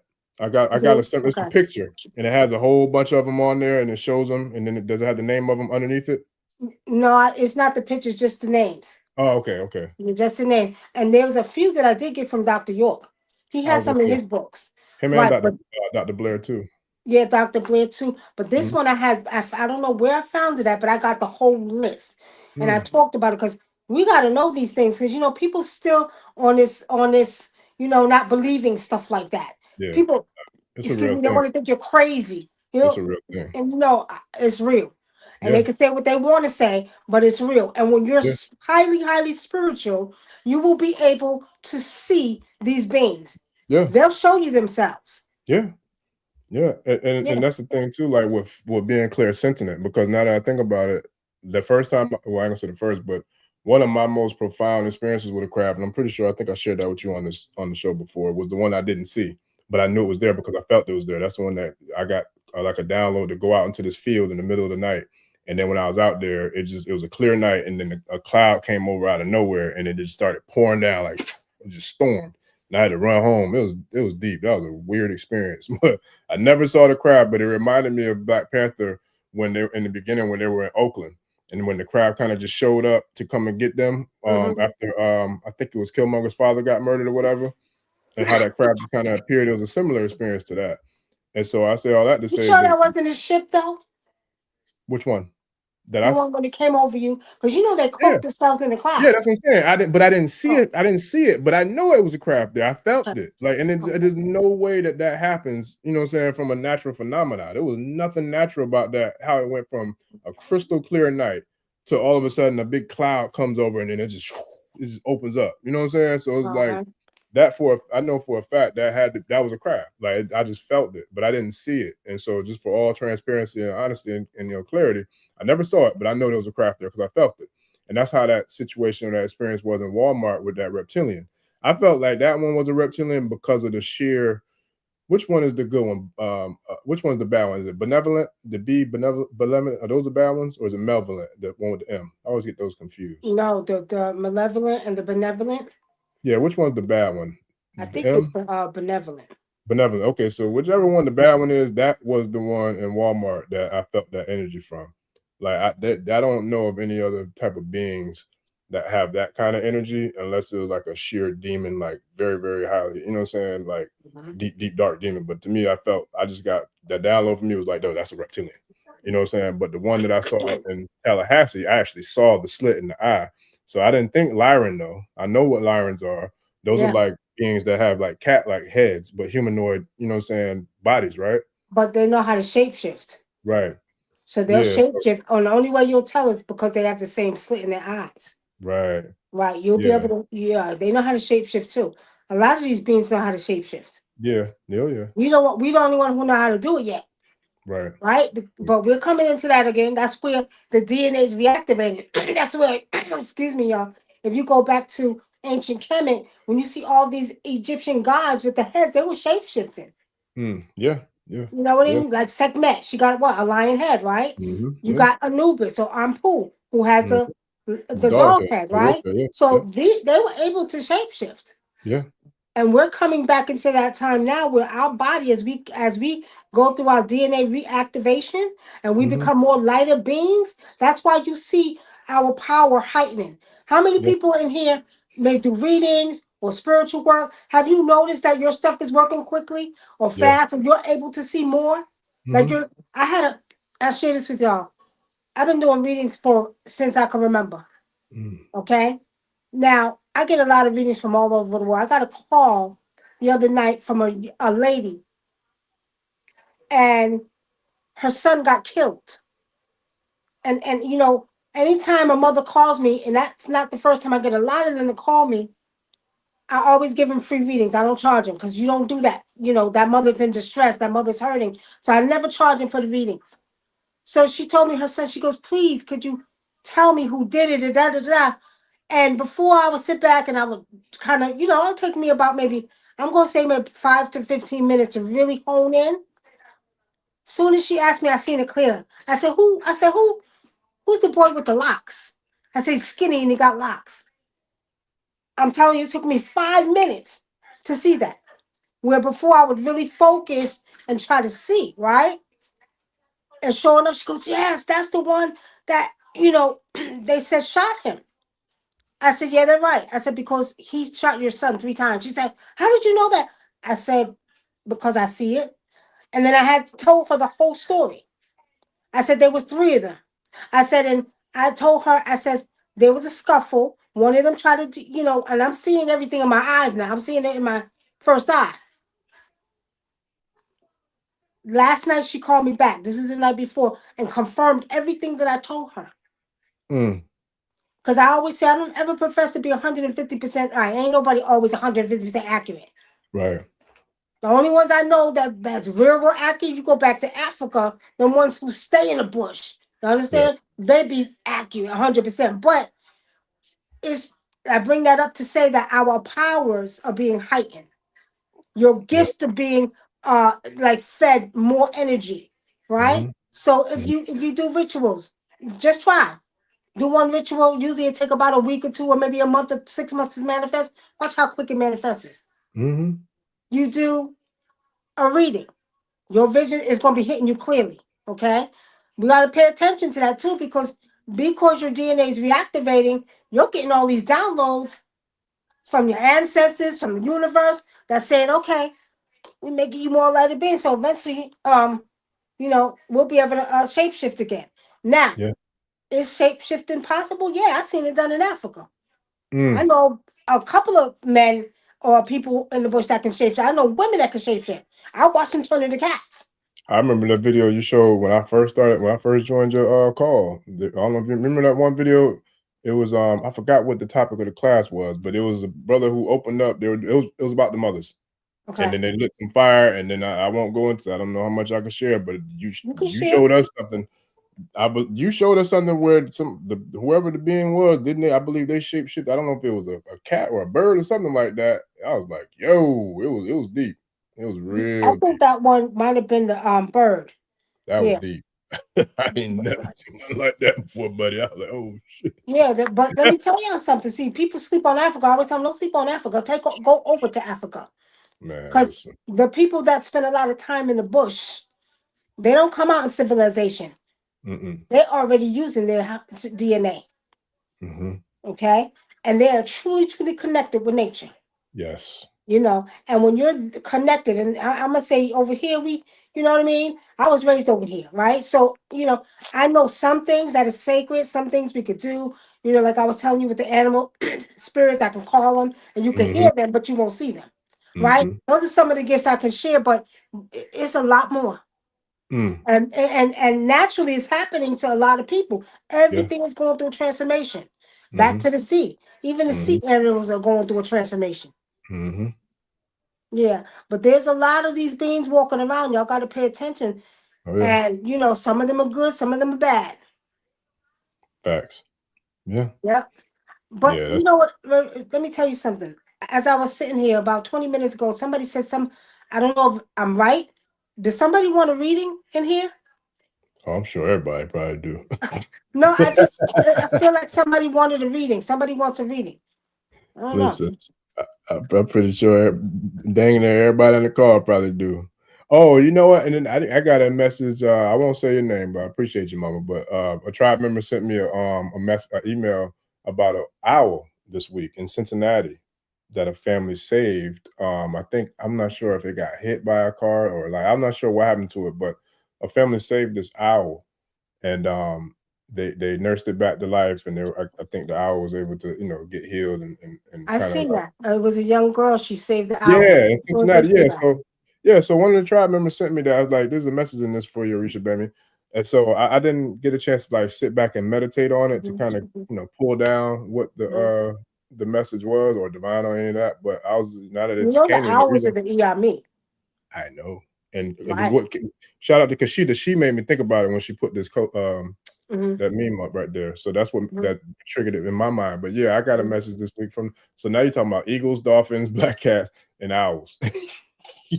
So did you? Oh, because she sent you the video of the owl. Yeah. So She well, sent me the link. you know. As a matter of fact, when we get off of here, I got to go out and feed the Iami. Now it's been cold and raining, so I can't do it because if I put the medicines on there, but I gotta go feed them. Usually when I feed them, they'll send an owl to let me know they got it. It's powerful. So I gotta go out and make sure I feed them. And I took the chicken out and everything. But a lot of times the owls, they'll let you know. So you probably have to give an offering too. Gotcha. Okay. Yeah. Yeah. For sure. I'm with it. Yes, sir. So how much more time we got? Because I know you gotta feed the mothers, and I know it's kind of early to feed them. I go out like about 3 o'clock in the morning. Okay, cool. Well, shoot, I got time. Look, my Cafe Yeah. Barresto kicked in. I'm on the second wind now. I'm ready to get it in. Oh, you good. I can't do 2 cups. No, I just had one, but I'm Oh, saying it okay. gave me a second wind though, so I Oh, it can gave me a keep going second now. one? Yeah, mine's just going too. It gave me a second one. Yeah, I was struggling earlier. Let me charge. I thought I had charged this computer up. Boom. Okay, but yeah, they definitely making their presence known, and then the crafts are doing something too, man. There's been several times that I've seen in the last about 2 weeks or so. I can't really verify all of them are crafts, but the way I seen them and the way they were lit up, I don't know of too many planes that can be that bright. How bright some of these objects were that I've been seeing in the sky. So, and normally. There's been a lot of times I've been able to actually I shared one on the video. I don't know if it was you or another person, but I shared one on the screen that I caught coming out of Orlando one day, a craft coming into the atmosphere. But I got pictures and videos. You did send me that. I did? Okay. Yeah, so I done caught several of them, personally, but I've seen way more than I ever captured, with the picture or cameras or whatever. But lately in the last couple of weeks, I've been seeing quite a few different aerial phenomena, and that's why when you're saying about the extraterrestrial, like I've been seeing some things, you know what I'm saying? So I've been driving, so I haven't been able to lock in on them to to confirm for sure, but a few of them I'm pretty sure were crafts because planes don't get that bright in the light that I saw them in at nighttime. It's funny because I seen one last week too. I watched it go from here and then I watched it go off there and disappear. I said, okay, I see y'all. I talk to them. Like I said, I don't care if people think I'm crazy. I talk to the craft. Right. And how if y'all try this, how it's a craft, try to take a picture of it. Every time I try to take a picture, I told y'all about the story. I had one, we was in a car. It was me, my daughter, my father, and I never forget it. We seen one of the crafts that turned like this, right? And my daughter, we just happened to have the video camera that night. I don't know. I think I was filming a show or something. And I told my daughter, I said, hurry up, did it. As soon as she turned on the camera, shut it down. Yeah. But y'all try it and see. Every time you try to film them or take a picture, they're gonna shut your camera down. Now, we do know that some of this activity is military too. Yeah, it's from them, yeah. But you'll just feel the energy. And what I usually do, I said, if you're one of my cosmic families, give me a sign. And I'm telling y'all, and y'all believe what you want to believe. I don't care, but I'm telling y'all, every time I say that, it will come closer to the car. It will let me know that it was one of the cosmic family. How would the military ones know that? They don't know. I'm communicating with them telepathically. Or I'll say it, if you're one of my beings, come closer to the car, and they'll come closer.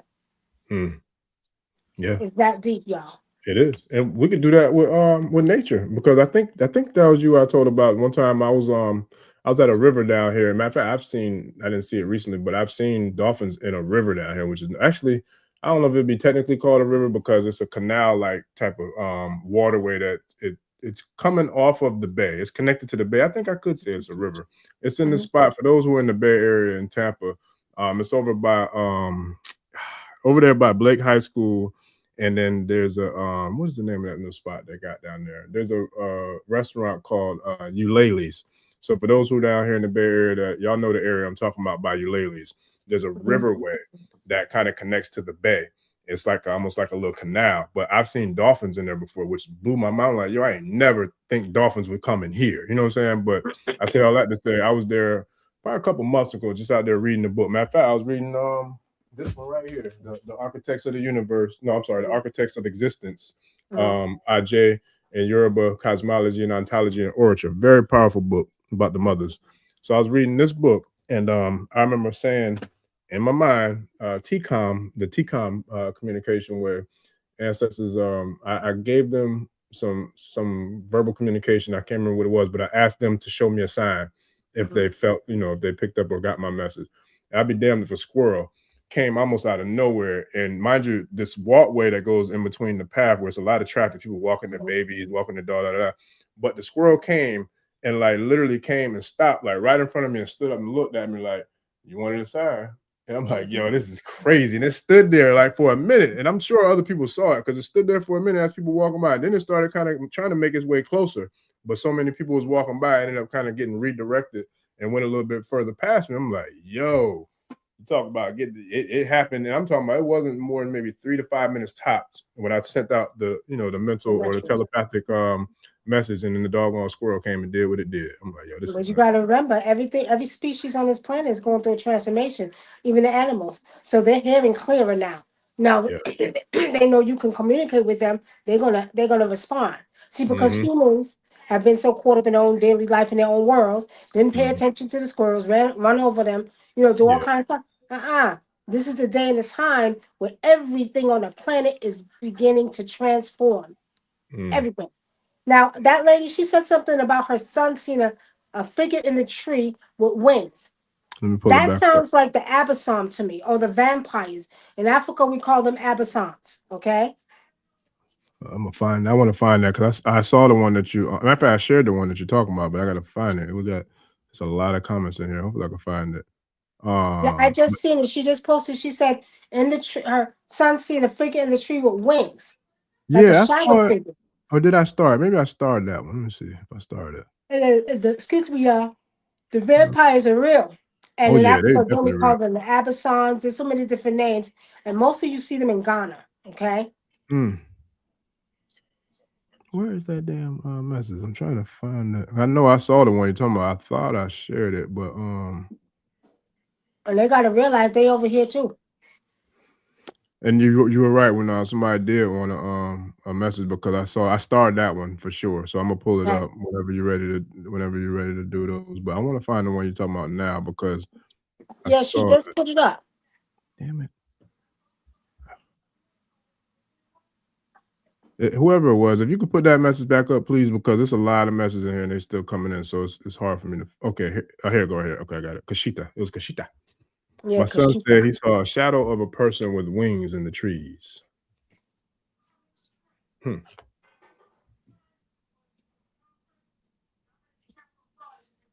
I see behind. Yeah, look up the Abyssum vampires. How you spell that one? Abyssum, Abasom. Oh wait, let me make sure. Hold on, I'll tell you. Hold on. That's deep. Yeah, there's a lot of and they are real. Oh yeah, Dracula was real. That's where they got it from. Dracula. Yeah, that's where they got it from, right? Yeah, his real name was it Vlad the Impaler or something like that? I believe was his real name was, I think. But yeah, that's real, man. Well, they got the concept from the Africans, right? And it's spelled Abosom. Okay, I'm gonna look that one up. And they're part of the traditional the Akan tradition. And they're negative? Are they negative or like what are they? No, they not good. They attack you. They have many different things that they do. Right. Yeah, that's deep. They're sort of like kind of in Africa. There's many stories about the Abyssum. They're very, very scary. They do have wings. Okay, that's what I think her son's saying. Wow. Sound like Mothman too. You ever heard of the Mothman? Yeah, I heard of the Mothman. I think that's here in the States too, if I'm not mistaken. I don't know if it's in the Northeast or in the Midwest. I think so. I think it might be. If y'all know about the Mothman, please let me know where they located, if it's here in the States or not. I'm sure they probably know. And then Master Vibrations, she said she saw many. Which one? If you could share which many that you've seen, please, because there's so many comments. I'm not sure which one you were referring to, if you don't mind, please. But yeah, it's a lot going on, man. Maximum Rising says she was shown that she can turn into a Black Panther and a crow. You can. Try it. You can. Your son, Kachita, your son is very spiritual. So that means he could see. He's a seer.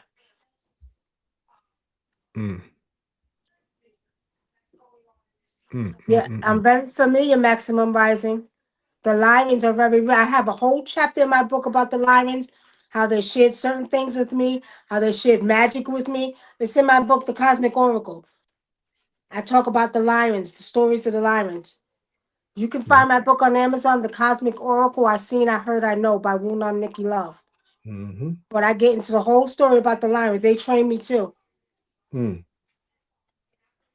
I'm going to tell y'all like this. A lot of us is into spirituality. And but when you go back to ancient Kemet and you go back and you do Sekhmet is a really good, powerful deity to use to destroy your enemies. Call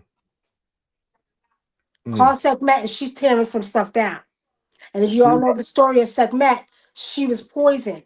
And if I remember the story clearly, she went and she slaughtered a whole area in Egypt or wherever she did it at, slaughtered a whole, and there was nothing but blood.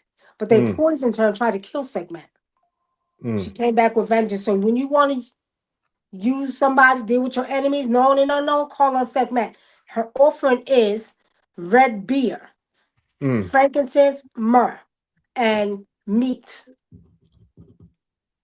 Her and Ampu. You said red beer, frankincense, myrrh, and meat, a piece of meat. What kind of meat? Does it matter? Preferably a piece of beef. She likes beef. Okay.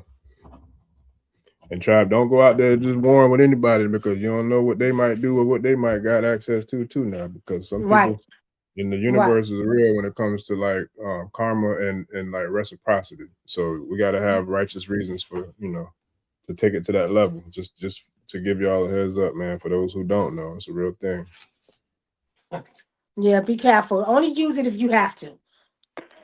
Only use it, and only thing you're doing is return the energy. So somebody, if you get a divination, somebody's doing ritual work on you, and it's confirmed, okay, by your divination, and we can actually say, well, you know what, I'm gonna do something back, and I'm gonna cut your leg off. No, don't do that. All you need to do is return the sender. So whatever comes back to them, whatever they're sending to you, return it to them. And when you return it to them, however it hits them, it's not your goddamn problem. If it hits them another way, that's not your problem. But say if someone is sending death to you, right, and you get a divination, and usually with stuff like that, I tell you to get 2 or 3 divination readings done from people. It don't matter, right? And when you get the same confirmation 3 times, then I call it divine justice. Then you fight back.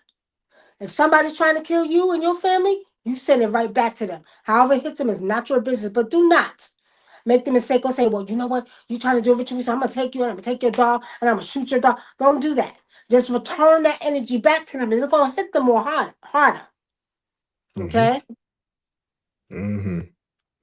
Yeah, I was trying to find that page, but I couldn't. But that's which one? Shoot, we was talking about somebody in the book. You were saying was in the book. I was looking for it. About the Lyrans? I think it was about the Lyrans, yeah. Okay. That's what it was. But it's all good. I was just gonna show the picture on the but y'all know the book is on Amazon for those who are interested in getting the Cosmic Oracle. I seen, I heard, I know. Excuse me. And then how can they, before I forget, how can they get the ancestral, yeah, with You can order it off my website, the storesafricasgift.com. Perfect. Baba, can you send me that text? Can you text me the link again, please? I'll throw it up on there too. That way I can share it in the comments and on the. How you doing, by the way? Man, I'm good, man. How about yourself?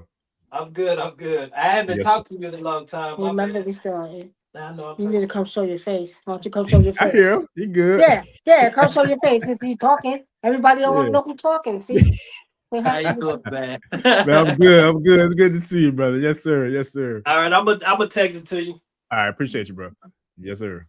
Nah, we do gotta chop it up though, man, for sure. But yeah, I forgot where I was at. But anyway. Okay, let me tell Kachita this. Kachita, look up the Sasabonsam. That's another name, and it's spelled Sabonsam. One more time. Sasabonsam.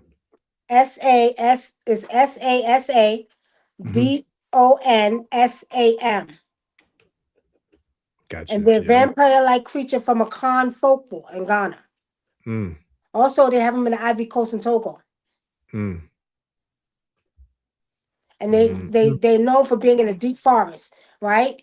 And treetops. So she said he's seen it in a tree. So they're known to be in a treetop. So shoot. You know what? I gotta read that because I'm thinking, they starting to come over here now. That's interesting. A sun basam, huh? I seen those dwarfs hanging in the tree Yeah, and then some of the Abysson are dwarfs. You got dwarf Abyssons, and then you got the Sasabonsams, which are the vampires. So yeah, these beings might be coming to creep over here. Listen, I gotta read that. Them dwarfs ain't no joke either. Like them jokers is powerful too. Them little dwarf people. The dwarfs. I got a whole bunch of dwarfs. I got dwarfs. I love my little dwarfs. As a matter of fact, I better shut up for they come tonight because they want their goddamn food. I gotta give them their candy, and they've been bugging me about candy, and it's been cold outside. Because I got a dwarf house outside. That's what's up. Look, Kashita wants to know where Baba Drinker's name come from. I think that's what she's talking about. A Dinkra. A Dinkra, my bad. A Dinkra. I gave it to him. He was my spiritual client first. I see. And the Dinkra is the symbol. It's called a Dinkra Hene. It's from Ghana, right? Yeah, from Ghana. I see. That's what's up. What about stink bugs? Divine Roro Sita said, how about stink bugs? Remember they kept coming in the house? What did they say about stink bugs again? Right, they like represent protection or something. Stink bugs protection. Okay. That's what's up. And shout out to Ifanina. There you go, channel side. That's the area I was talking about earlier with the when I seen the dolphins in that waterway. It's connected to the bay, but it's not the bay. It's like almost like a river. Matter of fact, it might call it river walk. I think that's exactly what they call that spot, river walk. The one I was at where I saw the squirrel came over and hollered at me. And then I seen dolphins in there in a previous time visiting there too. Well, the dolphins are because all of them sea animals. Remember they was finding sharks in the rivers? Kashita, I didn't know you was here in Tampa. Kashita said I seen them behind off Armenia and Tampa Bay. Wow. Yeah. So damn, the dolphins coming into the rivers now. Yeah, the dolphins and the sharks. River she's talking about. Wow. And the alligators that go to the sea. Yeah, I've heard about that. Yeah, gators in the sea. Yeah. Matter of fact, I seen something online with some gators swimming out in the sea. Yeah. Which is crazy. So we got a lot of Tampa Bay in here. Ricky activates down here too in Davis Islands. That's what's up. Y'all know what Davis Islands is at. Okay. We got the Bay in 813 in this thing heavy tonight. Okay, that's what's up. She got asked a good question. Lady Walker says, what's the difference between a dwarf and a gnome? I gotta find that one. Time is coming in, boy. Let me see. Okay, here we go, boy. The dwarf and the gnome, the dwarf almost like human. And in Africa, the dwarfs that we have, they're about maybe 3 feet tall. You got some with their feet backwards. They got human face, some with long beard. So we got many different dwarfs. They look different. So gnomes, I think gnome is those are European terminology, huh? What's the name of the little small ones? They probably about like this size right here. They're about that big. What's the name of those beings? Because there's small people that's like real. They're not fairies, but I thought like they're little. Hell, I think dwarf. that's what she's talking about, the dwarf. But see, In Africa, there's many different type of dwarfs. Ah, got you. Right. And they come in the bush. They're in the bush. They look like little people. Little people. Yeah. Yeah. Yeah. Wow. And the dwarfs, they have taken people. They will train you. They're in charge of medical stuff, like medical. They'll train you. The dwarfs are very powerful. People, special weather statement. The dwarfs, when I use my dwarfs, you can use them to go get stuff. We had many different type of dwarfs. I have one dwarf, and the dwarf's name is Libi no Pagayu. And I will tell y'all the story. One day I wanted a double door refrigerator. It's funny when I tell the story, but I never forget it. So you have to give the dwarf the medicine on Monday. You gotta have the medicine for the dwarf. And I wanted a double door refrigerator. I was tired of my single. I wanted it. So at this time I had a condo, and I never forget it. When you buy your condo, they give you new refrigerators. So I burned it that Monday. I called on Libby No Power. I said, I need you to go get me a refrigerator. The next day, I woke up. The neighbor across the street, somebody bought the condo across the street, and they didn't want that refrigerator. They put it on the sidewalk and said, whoever wants it can have it for free. I looked out the window. I said, thank you. Right? That's the type of dwarfs I'm talking about we deal with. Now, the dwarfs you could use for good or bad. Now, I have had to use my dwarfs. First of all, they stick with you. I have one on my shoulders. I have one that stays on my right leg. The one that stays on my right leg is an agreeable dwarf. The one that's on my shoulder is his brother, and he's disagreeable. But I only send him out when I have to send him out. And people will tell you, these dwarfs are no joke. They're no joke. So let's say if I had somebody trying to attack me and do spiritual work on me. If I feed this dwarf that's on my shoulders and I want to send him out to do disagreeable work, one of the things we give him is cola nut. But you give him red cola nut because red cola nut is more powerful. It makes him more aggressive. Okay? I think I never really had to send out my one on my shoulders. I think it was only way I'll send out the one if somebody hurts a child. Okay? If they mess with children, I'm sending them out. And when I tell you, these dwarfs are no joke, they will beat you. They will beat you. I'll give y'all another example. My cousin came to my house, and I had on the back of the door, on the back of my house, the door, it was the dwarf shrine. And I remember he, was being funny. Oh, they ain't gonna help it. They ain't gonna do nothing. They ain't gonna do this. They ain't gonna do that. I said, don't touch it. I'm telling you, don't touch it. I said, you think it's a joke. So I was up 3 o'clock that morning. He was downstairs in the living room. And it's funny, I heard him scream because he touched it. And I said, what's wrong? He started screaming. He said, oh my God, my arm hurts. My arm hurts, right? I said, I run downstairs. I said, what arm? And I looked at him. I said, did you touch my damn door swine? Yeah. I said, that's why your arm hurts. He beat you. I said, beat you. I told you don't touch it. No, I was laughing too because it was funny because he thought he was bad, and he, touching it, ain't nothing gonna happen to me. Okay, right? And when I tell y'all, he screamed real loud, and I was upstairs and I heard it. I said, something ain't right. So I ran downstairs, and when he told me, I said, see, I said, I told you don't take. You think that stuff from Africa is a joke? This is a cousin from my father's side. Yeah, and you know what? As a matter of fact, he was Nuwapian. He was with Dr. York all the way from the Ancestral times in New York and Brooklyn. So he was one of very popular Nuwapian, but he thought he was bad messing with my damn door. But I say that to say because people have a hard time fathoming this in their mind. Yeah, I keep telling people, please don't sleep on Africa. Y'all can talk about Africa if you want to, but do not sleep on Africa. Africa got some stuff that y'all have never ever seen that you think you only seen on the movies. Yeah, it's real, man. It's real. Look, let me tell you something. Since we're speaking about all this like different type of phenomena and animals and experiences, when I was in the bush in Nigeria, 2023, 2024, when I went to Ifa during, I forgot, I think it was day 2. It was either day 1 or day 2 of the ceremony. And I mean, I've never seen this before in my life. I don't know if it's gonna resonate on the camera, but I'm gonna grab this drawer real quick because I want to show you something. Mm-hmm. But there was a snake that came out of the bush, and I've never seen anything like this before or after in my life. But that snake had a luminescent color to it, just like this. Mm. I have never in my life seen a snake like this. As a matter of fact, I need to look it up and Google it. Tribe, if y'all don't mind seeing what snake like is luminescent color, indigenous to Africa, Nigeria in particular, because that was crazy. But it came out during the middle of the ceremony. It scared the shit out of one of the Babalawos because it's literally like right out of there, came out of the bush. We in the bush now, and it came out of the bush, and I'm like, yo, what the? I mean, it was nuts. It looked like an eel on land, like it was crazy, like for real. I'm like, but.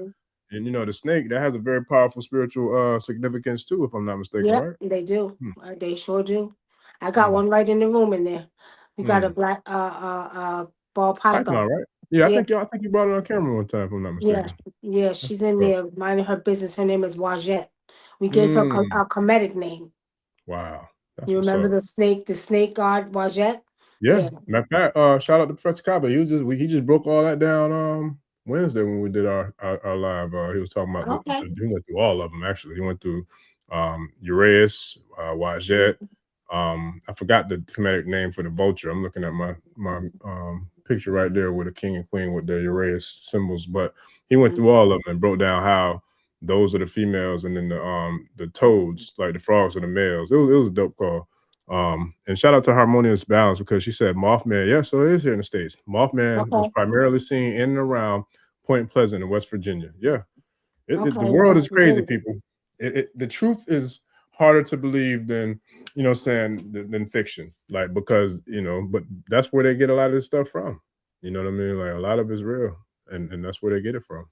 Now spiders, somebody asked about spiders. Spiders are for protection.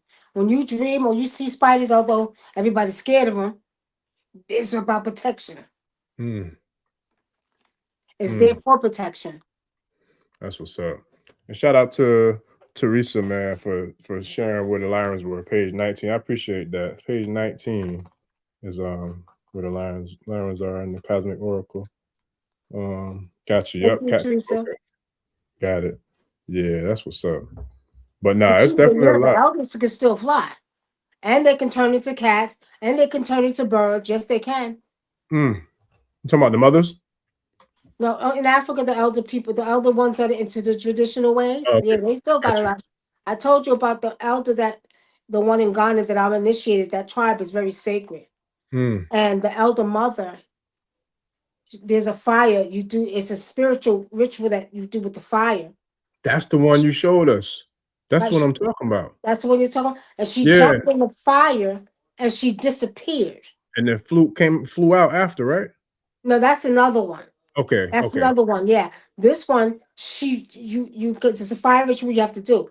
But in order to get to that level, you gotta get trained even more, right?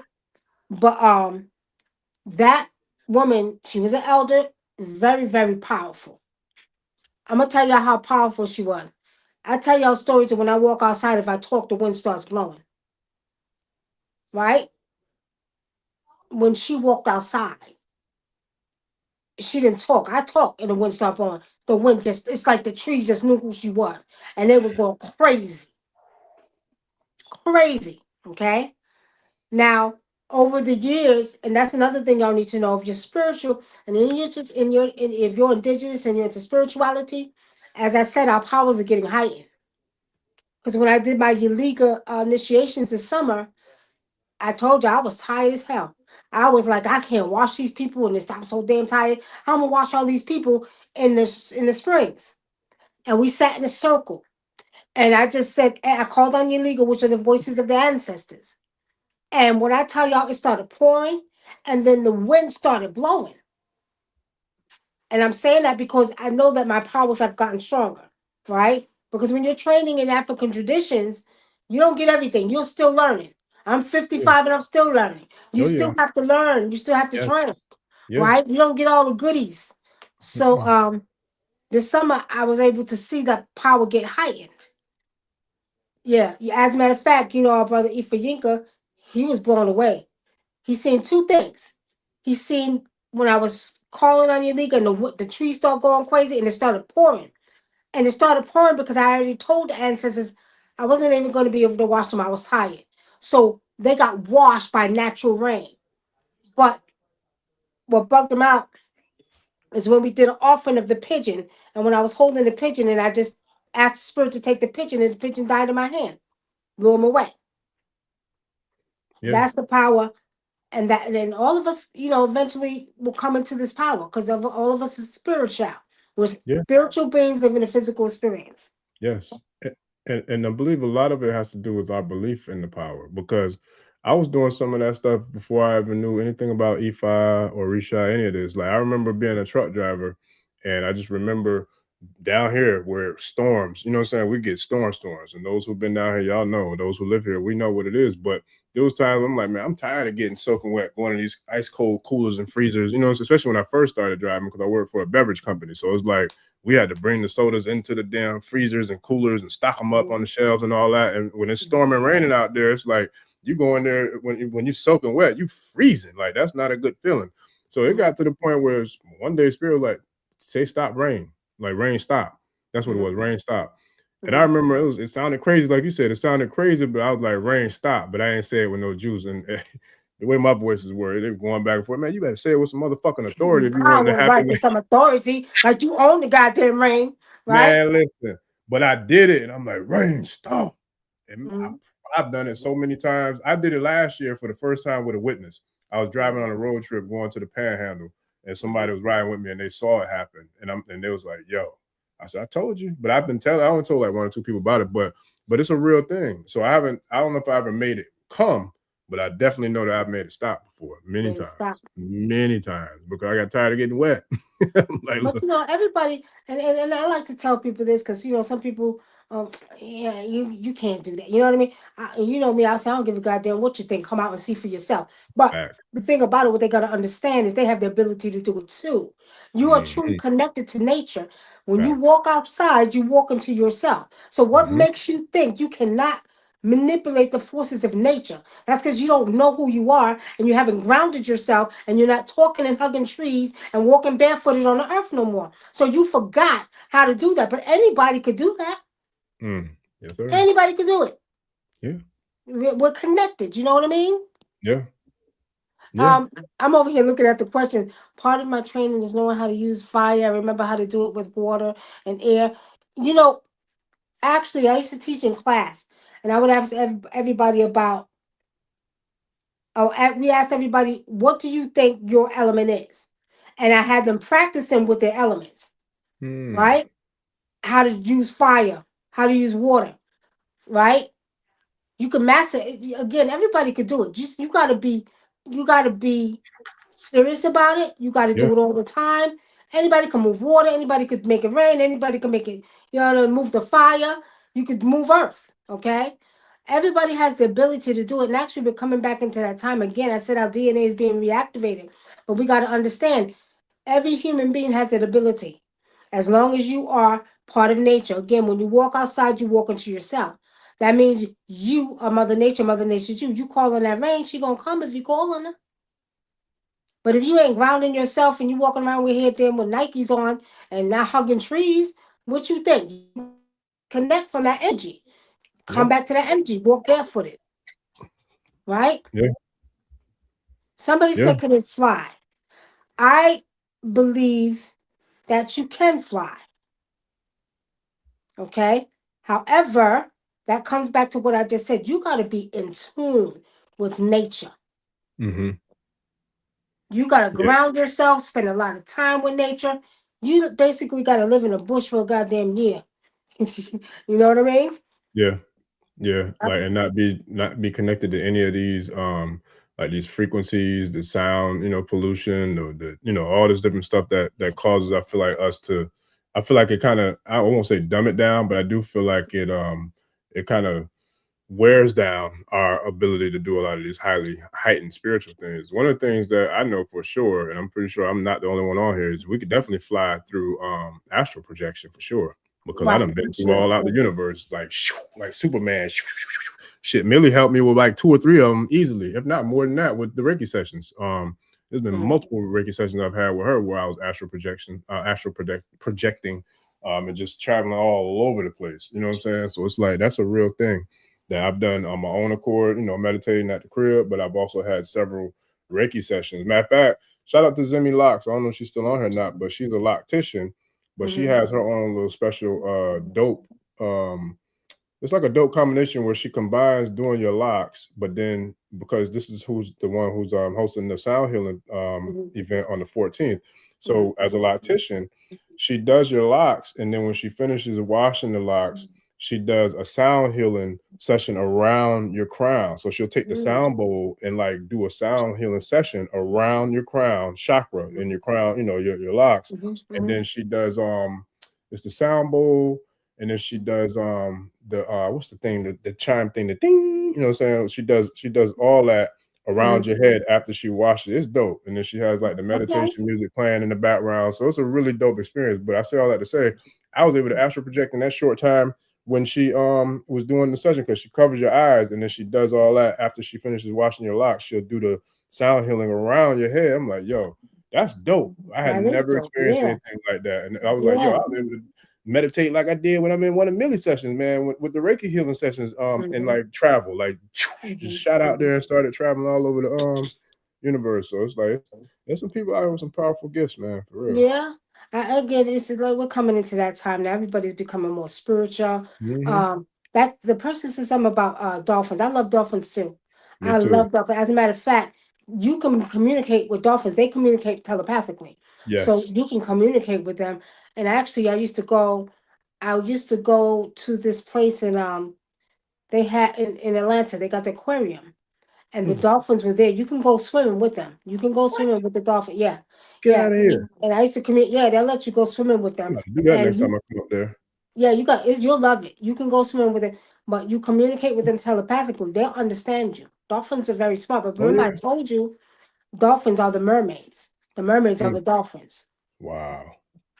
Yeah, and if you think about it, even like the way they travel, you know what I'm saying, when they go up and down the water like this, like that's what I saw the other day. I forgot which day it was when I saw the 2 dolphins I was telling you about. They were at the top of the water, but they were beautiful. Like they were just in the little motion that they do.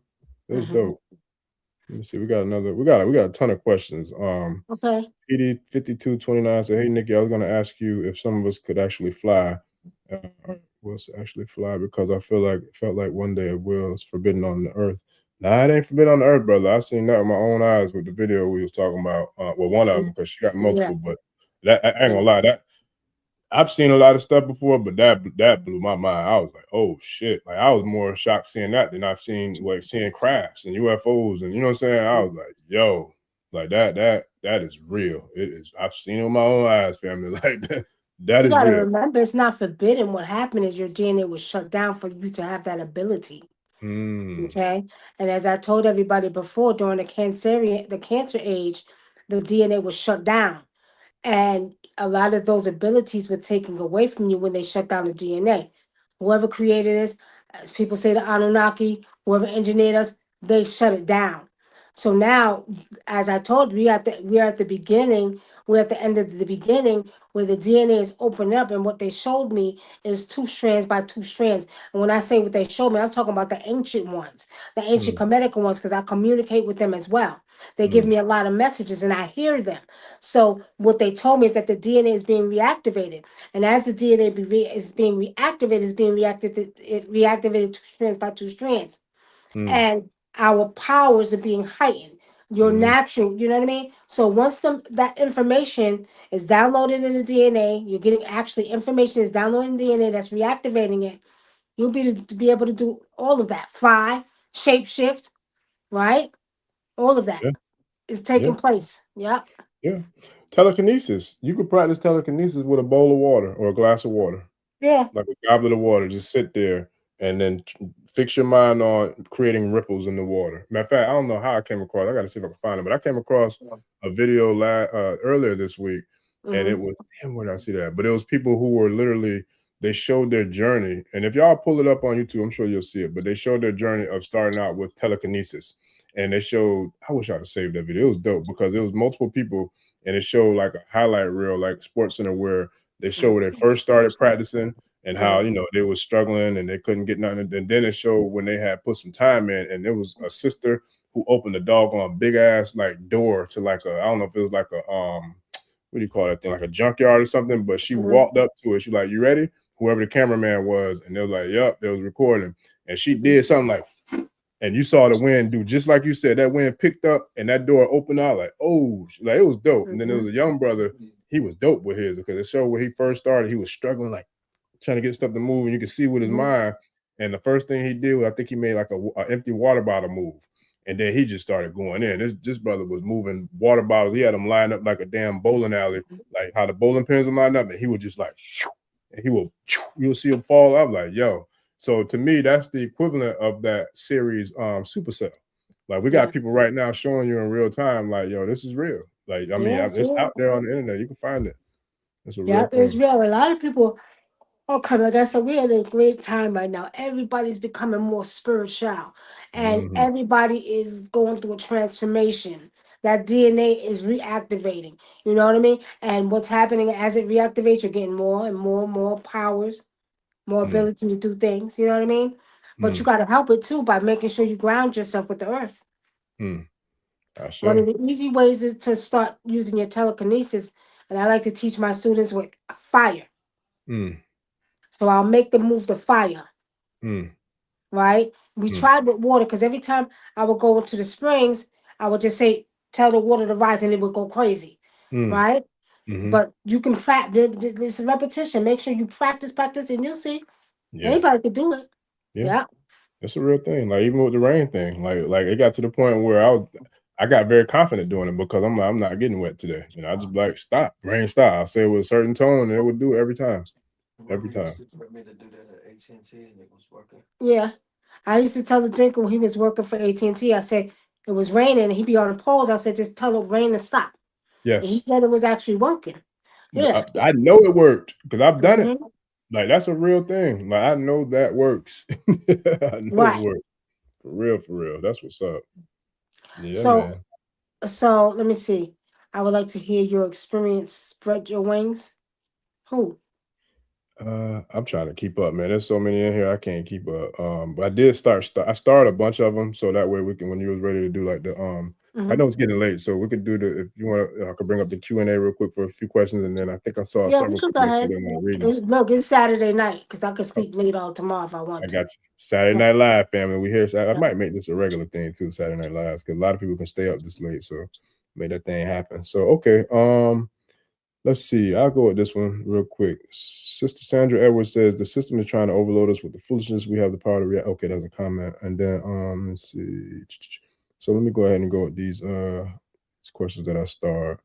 So Maximum Horizon, this came from way earlier. I think you might have answered this one though. What's the difference between TCOM and telepathy? I think you answered that already, didn't you? Yeah, in the beginning. Okay, so that was so I had started probably before. Okay, so Soul Reasons MK said, Wunam, who are my ancestors? I was adopted and I only met my mother. No, I only met my birth mother after I was an adult. She said she only met her mother when what? She said she was adopted and she only met her birth mother after she was an adult, but she wants to find out more about her ancestors. Okay. I think that's a female. If it's not, I apologize. I can't see the pictures. It's small. Okay. I do know that I do see an older woman standing around you. It's from your maternal side. So I don't know if it's your grandmother, your mother's mother, but it's a maternal woman that stands around you. Yes. A maternal woman. This woman looks like she's like maybe my complexion caramel. 4, 8. Okay. My complexion caramel. And she has long hair.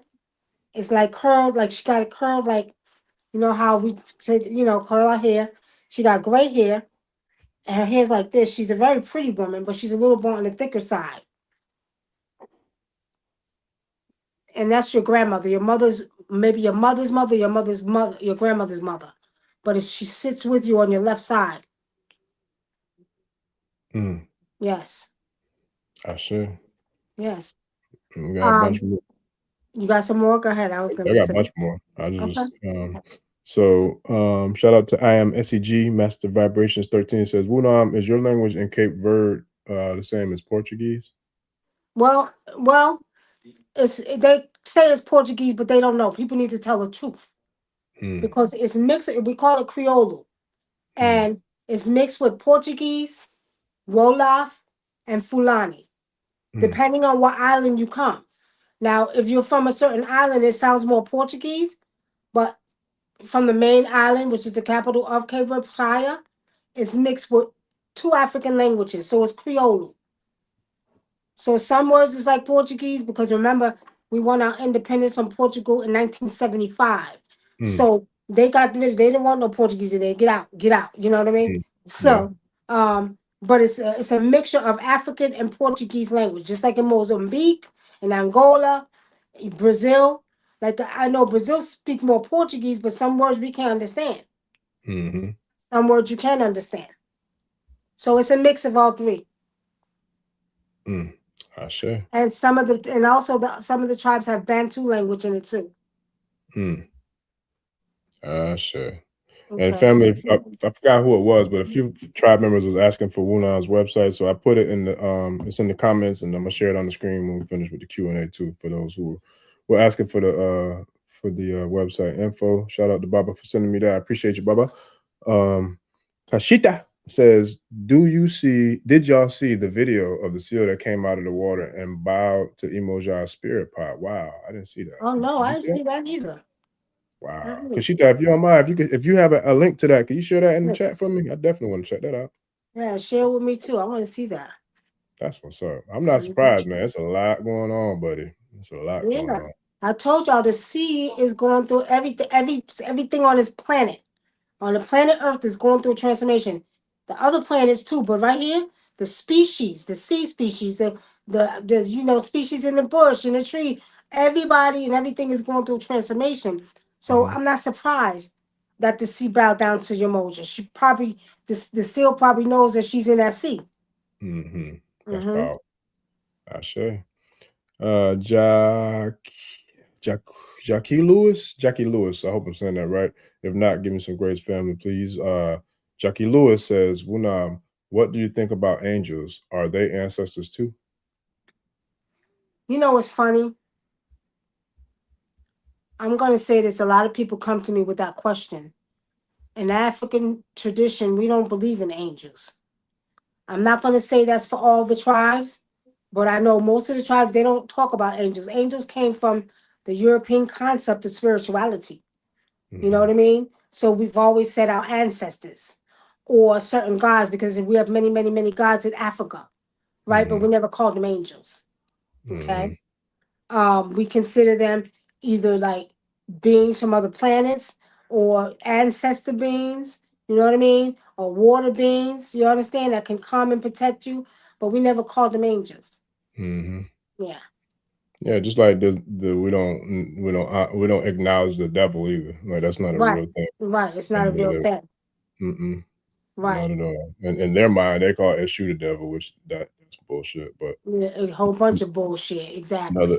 Another whole conversation situation. So next we have in Ledreed. I'm saying Miss Cooper because I don't want to mess it up. Miss Cooper said, I would like a reading. What do I have to do?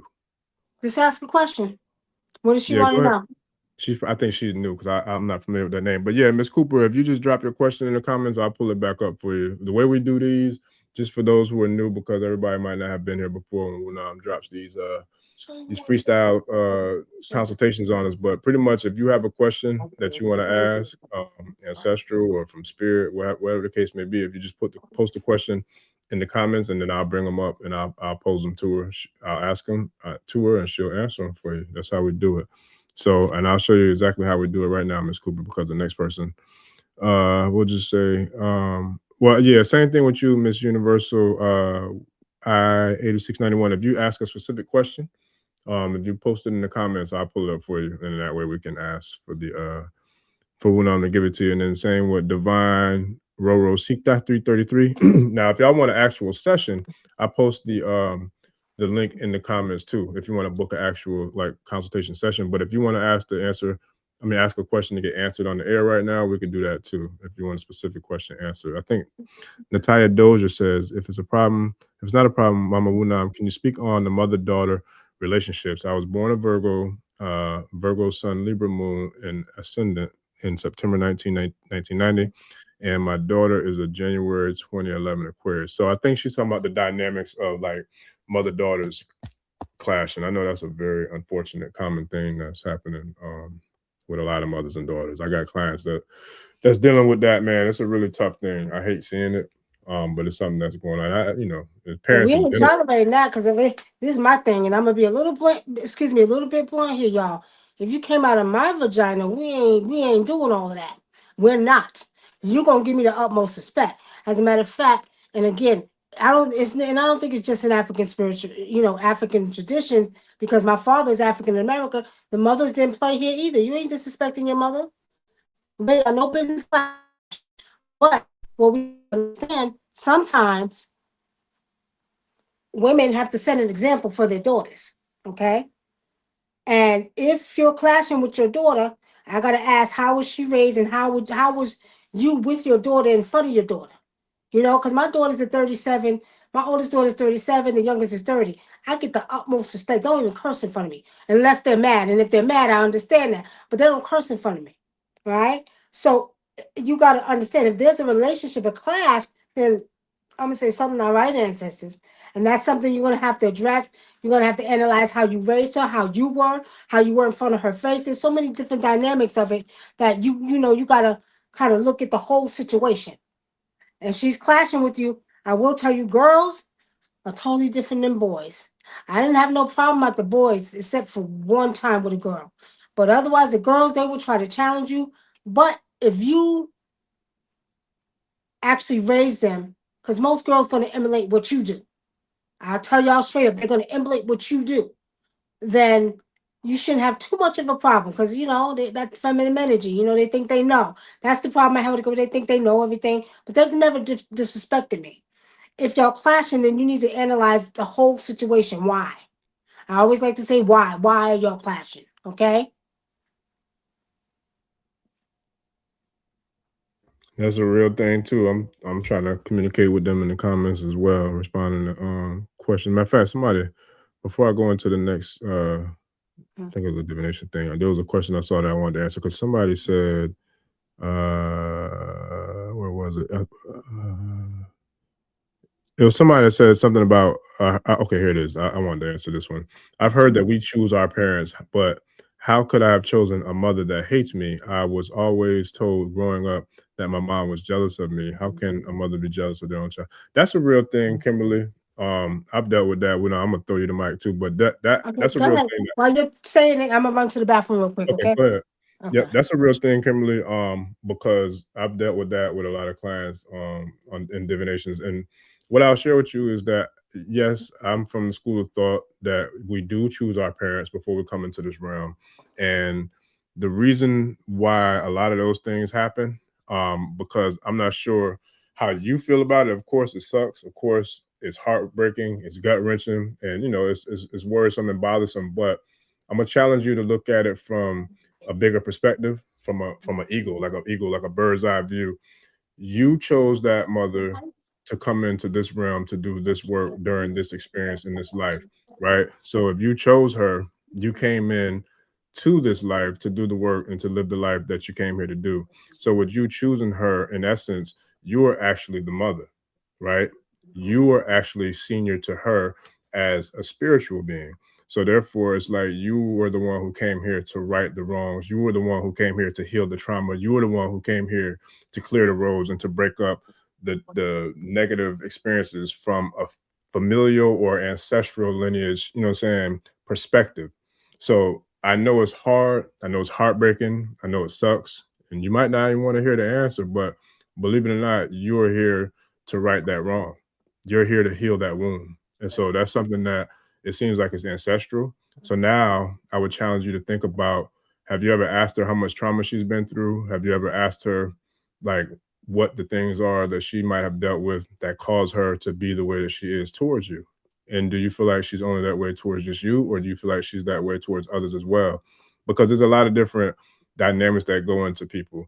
And I'm pretty sure you've heard the term hurt people, but that's a real thing, because a lot of times hurt people don't know anything other but to share the hurt and pain that they've been through.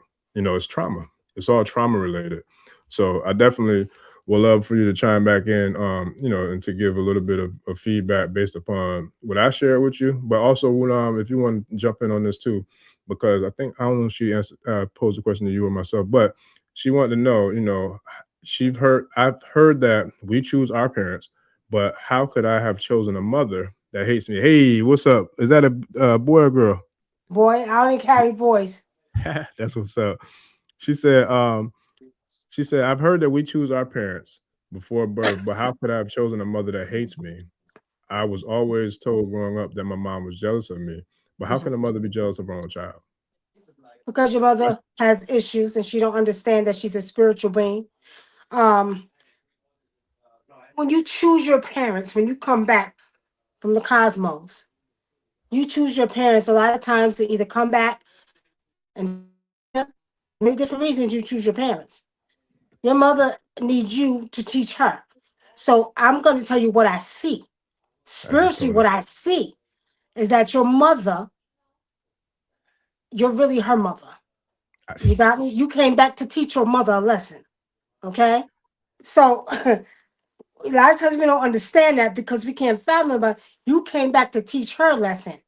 Let me ask you a question. Do you hate your mother? I promise you, while you were gone, you literally just repeated like a vast majority of what I just told her. But that's the synchronicity and the power of spirit. And I answered her based upon the other clients that I've had that's dealt with the same thing. And I told her straight, like, you're the daughter in this physical realm, but in actuality, spiritually, you're the senior, you're the elder, you're the mother. You know what I'm saying?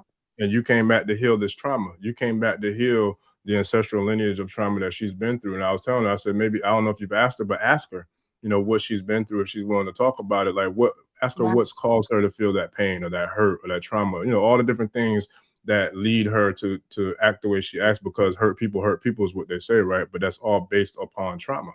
You know what I mean? So it's like, that's a real thing. But I feel like that's dope how you say how the answers is almost identical. I'm still waiting to see what now, if this is her name is Kimberly. I was abused by her men and babysitters, but it stopped with me. Okay. And what that should tell you is that your mother needs some healing.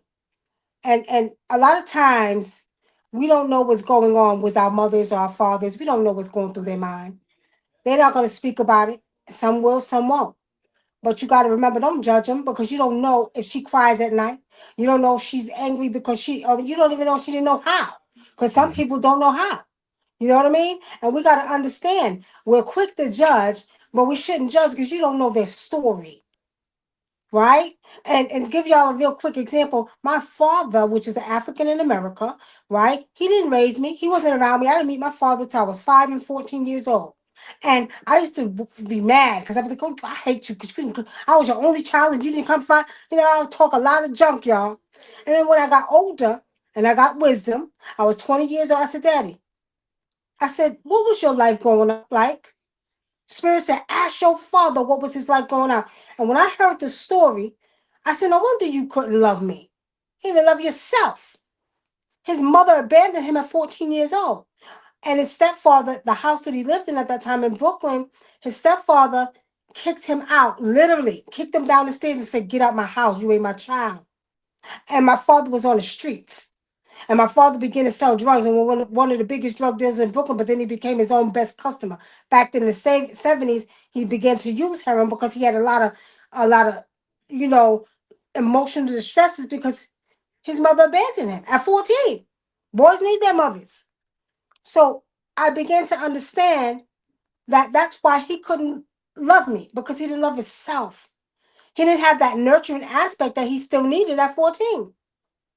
So that's why I said don't judge him, because I had to get older and wiser to ask the question of why he didn't do what he needed to do for his only daughter.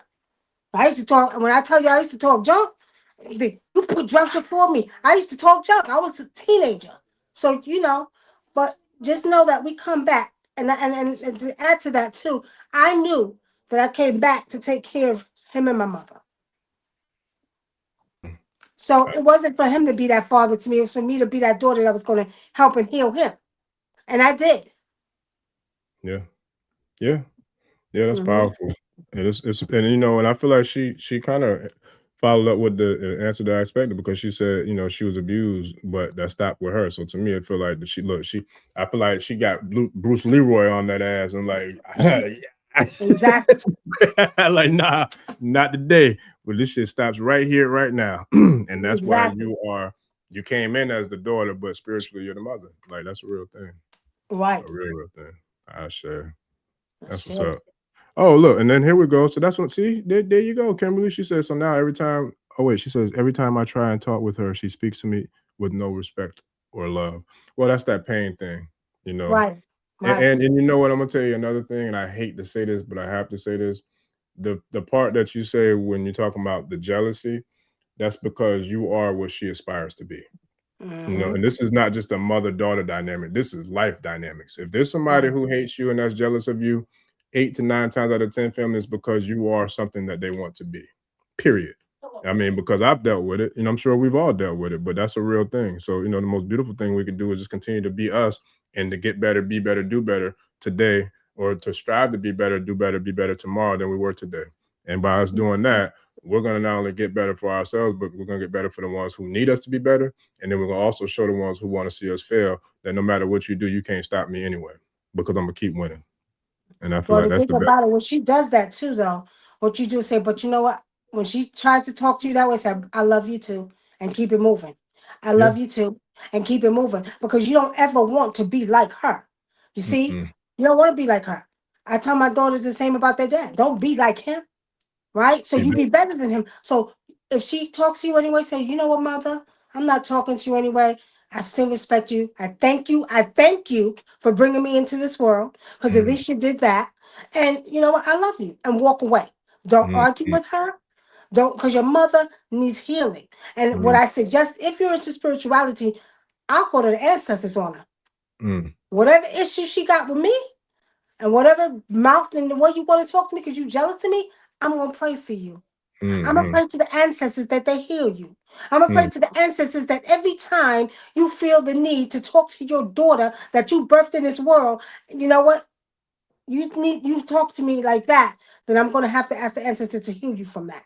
I'm going to have to ask the ancestors to show you some things. I almost lost my train of thought. But anyway, just do that for your mother, because she needs healing. What I see with your mother, she's been through a lot in her life too. And I don't know, I see a man that she used to deal with, and this man, I don't know if he used to hit on her, but he put his hands on your mother. Okay? She's dealt with a lot in her life. Your mother also was molested when she was a little girl. Her self-esteem is very low. And she's a beautiful woman, but she has a lot of mental anguish she deals with. She has a lot of issues. She needs a lot of healing. And that's why I'm suggest go to your ancestors and ask them to heal your mother. Okay? Remember, don't argue with her. If she says to you or talks to you anyway, say, okay, ma, I love you too. Later. Keep it walking. Keep it moving. Sure. Every time. Okay? Okay. Maximum Riser says, have you ever heard of a meeting of a soul flame in another plane? Huh?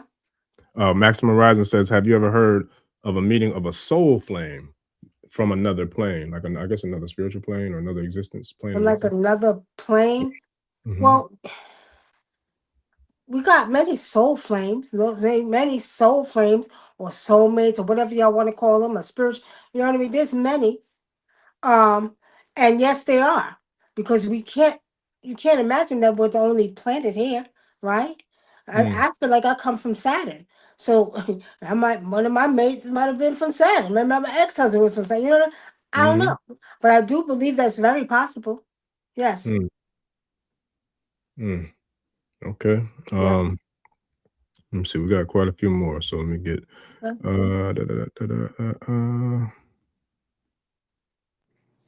Harmonious Balance. I shared the link to Wunam's website in order to connect for the full blown divination. Let me see.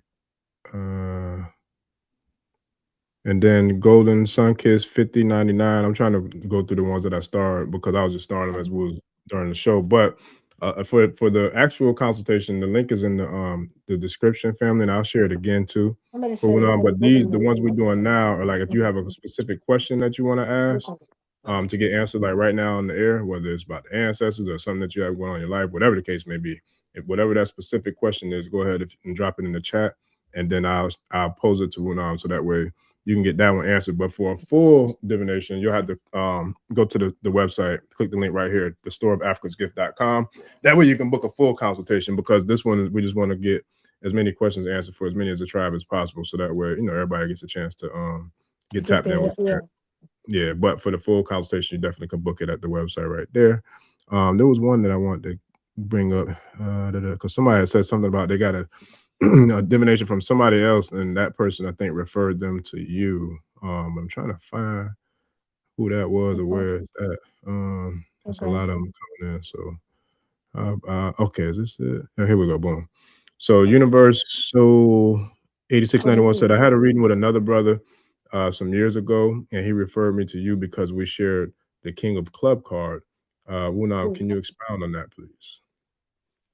He told you to talk to me. I don't read with I don't read with cards though. So I don't understand that y'all shared the King of Club card. I don't know. Okay. Only thing I could think of is if he's saying we shared the King of Club. I don't know what the King of Club means because I don't read with those cards. But I will say the energy, maybe the same type of energy, he was seeing that he shared with you, or maybe I could help you a little bit further and hone it into your gifts or something like that. That's the only thing I could think of. Okay, Lady Nightwalker, Wunam, should I move back to South Carolina? Spirit said yes. Spirit said you need to go to South Carolina because where you're at now is not good. The energy in South Carolina is conducive to where your ancestors want to take you. So yes, go back to South Carolina. All right. Harmonious Balance says, peace, Sister Nicky. I manifest leaving the corporate occupation by the end of March, as well as relocating to another state. What are your thoughts? Well,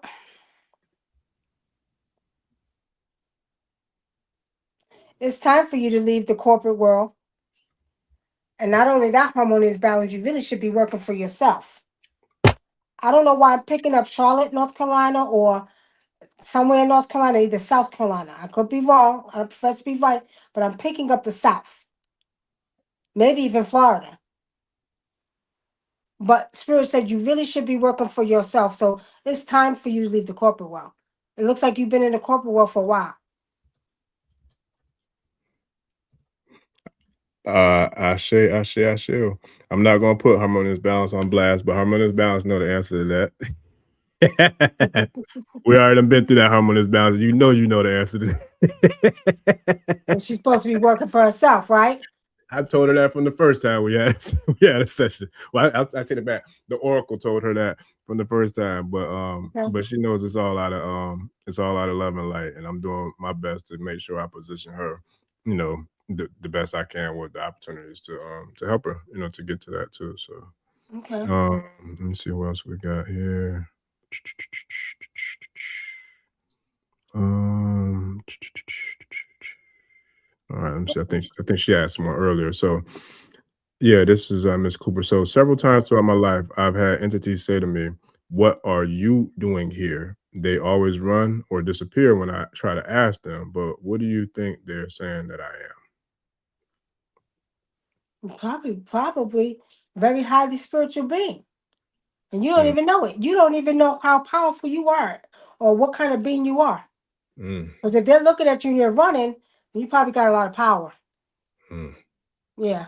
You need to go to your ancestors and tell them to reveal what kind of power that you carry within your soul, so you can see why these beings are running from you.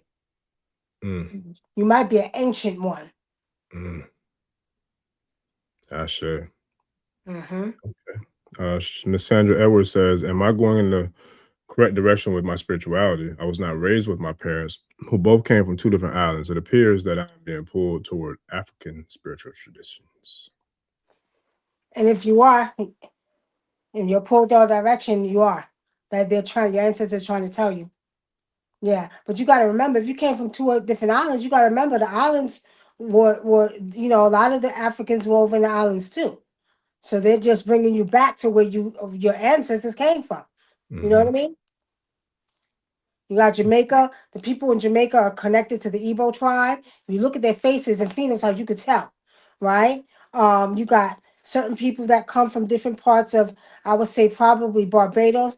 I see a lot of the people in Barbados. They look like they migrated from probably either the Gambia or like Sierra Leone. I can tell based off of their features. I sure. Yeah, I see a lot of tribe. Speaking about the mothers thing, I think the answer for the most part, the answer that both of us gave for the most part, I feel like it's universal, family, because so many of us deal with a lot of the same things. Wunam and I have dealt with similar things, in our upbringing in the past. A lot of us have dealt with a lot of similar things. It's just different dynamics to a level of degree, but for the most part, a lot of us have been through hell. A lot of us has been through trauma. A lot of us have been through some real fucked up shit, for lack of better words, excuse my French. But at the same time, I feel like those of us who are here on this call now, there's a reason you're on this call. Spirit led you to this call, whether you're a brand new audience member or tribe member, or you've been here from long days ago for years, you know what it is. But Spirit led us all here in this divine moment for this divine time for us to get this divine alignment. And we are all here for a specific reason. And we came here to do a specific task and a specific, play a specific role, not only for the world, but definitely for our families, for ourselves, and for our bloodlines, for our DNA, for our alignment genetically, you know what I'm saying? For our ancestral lineage. Like, we're all here to do this work. So I think that Natalia Dozier, she was someone who dealt with a lot of the same stuff too. And she said that she was abused by her mother's ex, and her grandmother of 83 years, I guess, has made it known. So yeah, that's a lot, but we came here to heal. We came here to heal the trauma. We came here, to correct those ancestral traumas and wounds. And I won't call them the C words, but I'll say if it's a C word, it's a challenge, not the one that's C's followed by U. I won't use that one because I ain't give it no power. Right. Well, there was a person on there asking about their health, which I wanted to answer that question, because I feel like that person is really worried about their health. And if they're worried about their health, they got to take it serious, because I see some blood pressure problems, some diabetes problems. I see inflammation out the body. Yeah, where is it at? I just seen it. That's what I'm saying. There's a lot of them coming, so it's hard for me to keep up with all of them. I did see that one earlier. Okay, here we go right here. Golden Sun Kids 5099 says, I have many health ailments to overcome. How do I make progress to address them? I was born November 16, 1978. Yeah, I don't need your birth date, but listen to me. Our body naturally heals itself. And a lot of times the health problems we get is because of the way we eat, because of the lifestyle. You know what I mean? And you can heal yourself. I've had people that had cancer, diabetes, blood pressure, that can actually heal themselves first by changing your diet and your lifestyle. Because a lot of people don't know, sometimes it's just not your diet, it's your lifestyle. Stress. I remember I did a paper years ago in college and I got an A+ on it because I did a whole series on stress. You have good stress that can kill, that can cause health problems. So there's many reasons you got to address your lifestyle, okay? And start looking at the way that you're eating, the way that you're living, the way that you're dealing, you know what I mean? Dealing with life, daily life, which is why some of your health problems are the way that they are, but you got to change it. You got to make a change, a lifestyle change, the way you eat, the way you talk, the way you stress, the way you feel. So there's so many things that you need to do, okay? Also, do you need to lose some weight? I could be wrong, but Spirit said something about some weight loss. If you could put it in the chat, family, I'll definitely share it. And that was, let's see, I'm multitasking. That was Golden Sun Kids. So what I'll do is I'll go back and hit a couple more while we, let's see. I know I got you. I know harmonious balance. I hope you know I was saying that in all good love and fun spirit. I wasn't saying that any other way. But the tribe definitely is showing appreciation for thanking for the question. Let me see. There's a couple more I had real quick. Okay. Sunkiss says not dealing well. BMI is 50. In regards to the one that you said about losing weight. So I think they might have meant not doing well. BMI is 50 in regards to the challenge with the weight. Yeah, you got to try to really, really lose weight. And you know, I'm not a big believer in diets. I'm a big believer in just cutting back. Starches is a lot of causes of why people gain a lot of weight. Them starches that turn into sugar, you know what I mean? And you know, not doing, and you don't have to do another thing too. First of all, just cut back on your portions. I eat one time a day. I do intermittent fasting because I only eat one time a day. And I maintain my weight between 149 and 155, you know, at my age of 55. But I also took, you know, Taekwondo. But if you can't do stuff like that, you can do Tai Chi at home. I like doing Tai Chi. You could do that. You could do Qigong in your house. You can do little things to help yourself. But you gotta, you know, but Spirit has shown me with you, your self-esteem is low. You gotta know who you are. You know that don't make who you are. My spirit is picking up your energy. And I feel like you have a energy just, it's like sort of like you almost give up sometimes. Don't do that. Don't do that. You are here for a purpose, okay? You're here for a purpose. So, you know, just take it day by day. Don't try to, oh, you're going to lose it. No, day by day. You'll do it. And like I said, cut back. Diets are not successful to me. But, and not Ozempic either, because a lot of y'all walking around taking a jump, but don't even do that either. Yeah. Okay? Because it's not, I feel, or I seen spiritually in the long run, it could affect your body. Okay? So, but just lift your spirits up and take it day by day. Don't rush nothing. Ask your ancestors to guide you. Ask your ancestors to help you get through this weight loss so your health can get better. Talk to your ancestors, okay? And they're going to help you. Facts. Yeah. That's fact. Yeah. And then who was it? I saw a couple of the tribe members in there saying about like pretty much taking action and getting things popping with their businesses. We're gonna definitely go heavier with that in the Patreon community. And then I think I might do what you told me to do too when is create my school to really turn it up with the courses and all that good stuff, the curriculums, because there's a lot that we shared today or that we went over today in the private call. But I'm gonna see if I can pull this up because the same Sunkist had mentioned a question about chakras. So let me see if I can pull that up real quick. Let me see. Because I had brought up but I'll keep bringing the questions up while I pull that up. Sandra Edwards says, did I ask this one? Yeah, I did ask that one already. Let me see. This is the next one. PD5229 says, Miss Nicky, my name is PL, born November 26th. My mom, Nicky, you don't need all that. So PD want to know, let me see. He just met my biological dad. He's born of triplets, all boys. I don't know his birthday, and my only son born April 8th, 2024. What does that mean? Pretty much, I think he wants to know, what's your exact question, PD? Or do you pick up anything for PD you can share with him based on what he shared? Well, he said he just met his dad? Yeah, I think so. He just met his biological father. Yeah, his father was one of triplets, I believe. One of three of triplets. One of three. That's amazing. I love to hear stuff like that because triplets are, twins are spiritual, but triplets are even more. Right. But how did you feel? I see mixed feelings with you. I see like you were happy, but then you were sad. Like you felt like, you know what I mean? How did you feel about that? And you better be careful because if you come from triplets, you're going to have triplets. And Peter, let us know your response, and I'll move on to the next one. So the next one was Riri 9864. My name is Nairi. I am the last of the Mohicans in my mother's bloodline. I have one older brother, and I have an estranged family, but I know they were in Texas. One uncle, my mother's brother, and is Ingi an indigenous name? Ingi? I believe that's it. Or Inge, E-N-G-E. E-N-G-E. That sounds like an indigenous. It sounds like an African name. I say. Sound like an African name. Yeah. Okay.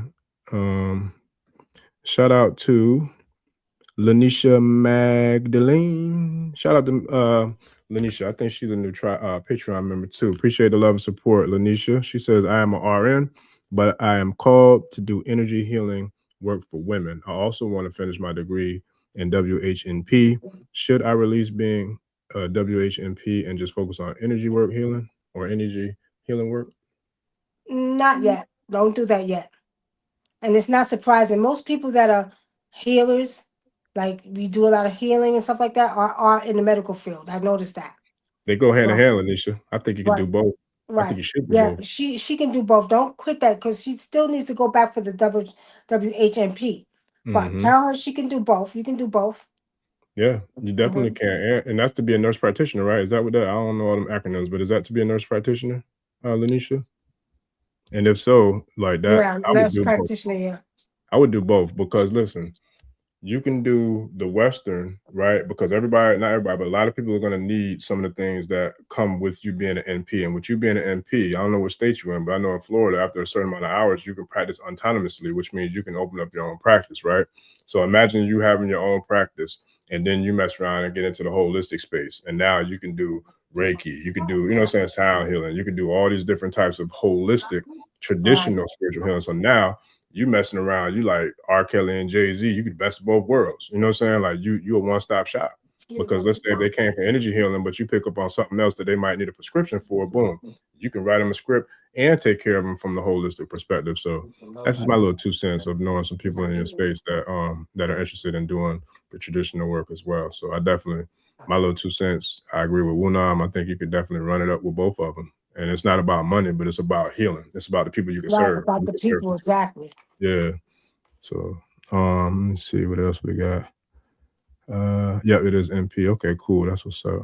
Let's see who else we got in this thing. How many more you got, Wunam? How many more can you take? You could take more. There was somebody from South Africa who had a question coming from the tribe in Cameroon, and then I want to answer the guy. Well, I don't know if it's a guy or a girl with the wife that has brain cancer. Damn, it's hard for me to keep up with these. There's a lot. I gotta get some help with these comments. For real, it's hard for me to keep on trying to find them. If you okay, here we go. Is this one? This is one I'm right. Peace and love. Right. Okay, peace and love. I am from Cameroon, from the West. When it is right for me to check back into the village of my ancestors from my mother's side, have not been showing love. Watching from South Africa.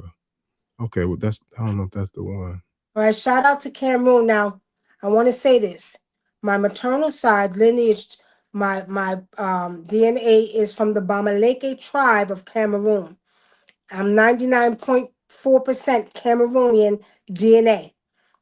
Go back to your tribe because I'm actually writing a book about it because I know from my tribe, Bamaleke, my haplogroup from my ancestry was L1C1, which is one of the oldest haplogroup DNA on this planet.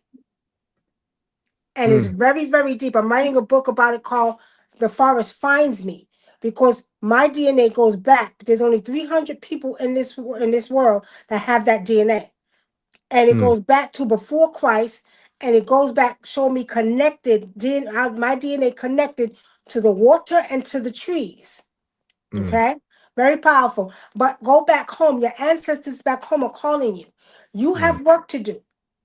And if you have not been to the village, you need to go back to the village because you have work to do. This, what I see spiritually is that there's message they want to give you, but you got to go to the village. Okay? I sure. Let me see. I'm gonna find the next one. Okay, let me follow up with Peter real quick, and then at Golden's. Okay, so this was Peter's response to your question about how you felt when Okay. He said, I was happy and sad. I met him when I was 42, and the only reason I brought it up was the birthdays is because I am an 8th. Oh, okay. I am an 8. I think he's saying I'm an 8th child. My son is 8, and his mom is 13. I thought that meant something. So I believe the numerology 8, 8, and 13. I think that's where he's going with that. So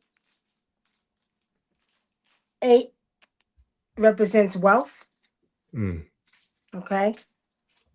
And that's a very powerful number. It represents wealth and also affinity. I sure. So pretty much, I don't know how we could be connected by that, but it's funny because lately I've been seeing a lot of 818. So yeah, I don't know how we'd be connected with that though. Yeah. Well, I think there was because that was the guy who said that his father was one of triplets, and he was just trying. Okay. He was trying to. I've got it confused then. Okay. Yeah. My bad. I was trying to. It's hard to Okay. keep up with him, but that's he. So he was responding back to your question to him after you gave him your answer How about did he feel? Yeah. Okay. Mm-hmm. Okay, say it again. So what did he say? He said, so I felt happy and sad. I met him when I was 42, and the only reason I brought it up is the birthday. Brought up the birth. Okay, the only reason I brought up the birthdays is because I'm an 8, and my son is an 8, and my mom is a 13. Does that mean anything? Okay. So what you want to do is you want to just look up, just Google, just see what they mean, because in different cultures, it means something different. And actually, that's in my book. I talk about the repetitive numbers, like the 111 to 222. So I talk about it, but I talk about how the Chinese do it, how the Africans do it, and how Americans do it, or the Europeans do it. So I got 3 different meanings of what the numbers mean. So if you want to look that up, or you can get my book if you want to, The Cosmic Oracle. I do talk about the numbers in there, and I give the meaning to the numbers. Sure. And at Golden Sun, because I sent you a message with my email address for your question earlier in regards to the divination consultation. And then let me see. And you're welcome, family. Randall and Anderson, aka DJ Bucket 2863, says my wife is a phenomenal chef, but has brain cancer, and this is the one I think you're talking about, Wunam, and has brain cancer, and that has been a big strain on her career. And I wanted to get your thoughts on how she can move forward. And I've talked to the ancestors. Randall, do you know what kind of brain cancer she has? And I'm asking because my mother died of what they call a glioblastoma, which is one of the most aggressive brain cancers you can get. And when they said she was going to die in a year, she died in a year. But I was upset because it wasn't too late until later that I found an actual herb from back home in Africa that I could have used to help her. A lot of times when we speak of brain cancer, it's nothing but parasites. Try to give your wife a parasite cleanse, okay? If she's not already taking chemo, right? So she needs to have a close relationship with the ancestors. Have her go outside and ground. Walk barefooted on the earth, depending on where you are, because it's cold some places. If you can't get a bowl of dirt, get a pan of dirt from outside and have her put her feet in the dirt. And then have her talk to her ancestors every day and night. Ask them to heal, okay? Start cleaning her body. Start cleaning her body. Start giving her parasite cleansings. But again, it depends on how far her cancer is, what kind of cancer she got of the brain. Okay? And at Randall, DJ Bucket, I just put a link in the chat. Click the link on that and check out King. King is very powerful. Actually, him, Wunam, and I know 2 other people that are the most powerful people I know on this planet. Straight up. Like King has a reputation for healing all types of diseases. So I just put the link in his I just put the link in the comments to his website, Orion's Oracle. He's in I want to say Columbia or Charleston, South Carolina. Holla at King. He got a resume for healing. Cancer, AIDS, you name it. So holla at him too, on top of doing what Wunam shared as well. Right. So let me see what else we got in this thing. Shout out to Unique Tribe. She said she got a birthday coming up. Shout out to Unique Tribe with a happy early birthday. Let me see what else we see in here. I don't think we might have hit most of them. And family, if there was anybody who had any, you're welcome, family. DJ Bucket, you're welcome. If there's anybody else who had any questions or comments or anything that I missed, please share them real quick for me, because I appreciate all the love and support. I appreciate all the feedback, all the comments and everything. It's just a little bit of a challenge for me to keep up with everybody, but I want to make sure I get as many of y'all as possible to to tap in with Wunam. So let me see. Reiki Activate has Wunam. Does the herb spirits J Osion want me to know I'm getting visits in my kitchen? No, it's funny because it looks like you're supposed to be dealing with Osion. Supposed to be dealing. Now the RJ, herbalist. The RJ giving you messages. They want to bring you some money. I don't know what kind of work you do, but you know the RJ, the goddess of wealth and also health too. People don't know that. When you call on the RJ, you ask for wealth and you also ask for health. Okay, but you need to go and you need to give her the offerings. Okay. Now I don't know. Again, I see Osayin walks like your father is Osayin. You're supposed to be dealing with plants and all that stuff. I see that. And Jay wants to help you get some wealth, so you need to give her offering too. Okay. And who else did he say? I think it was also Ajay and Osayin. Oh, okay. I believe. Because herb spirits, that's definitely Osayin.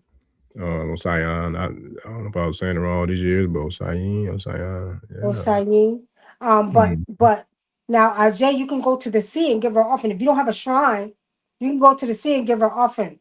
Give her some eggs, some bananas, right? At the sea. Call on her 4 times. Give her offering. Ask her to bless you with wealth. She wants you to give her an offering. Is there a specific way to call on her when we call on her 4 times, Ajay? There's actually a chant that goes with Ajay, but a lot of people that's not into, the tradition, it's okay. You can call on her just regular. Ajay, Is it Ajay, Ajay Ajay, Awao? Ajay, huh? No, I was asking this one because I know one of my guys is Ajay Awao. Ajay, is it that one or is it the one you just said? No, there's another one. Wami Ayo. It goes Ajay Wami Ayo, Ajay like that. But because they're not into the tradition, they still can call. She's gonna come. Gotcha. Just make sure you're at the sea, give her that offering, you know what I mean? And she'll be there. Gotcha. Yeah, I'm not chewing gum tonight, y'all. Huh? No, somebody would say, Wunam is not chewing gum tonight. Oh, Watchtower Wellness. Yeah. Yeah, we appreciate you, family. Absolutely. It's an honor and a pleasure. Let me see. And then shout out to IMSCG or Master Vibration, because she in there holding class down in the comments too. I appreciate that, family. Let's see. Okay. So please with your Reese's calling me. I feel it's so soon. Yeah, that's Kimberly Brown. Wanted to know. And Emperor Truth, I saw you had a question, man. If you could put it back in there, because I saw you say, can I see it? It's hard for me to keep up with all of them. So you could put it back in there. I'll definitely get it up for you. Kimberly Brown, what makes you feel like it's so soon? Tell me, because usually you'll get signs. And, you'll get different type of signs or symbols, or you'll see things. What makes you feel like it's so soon?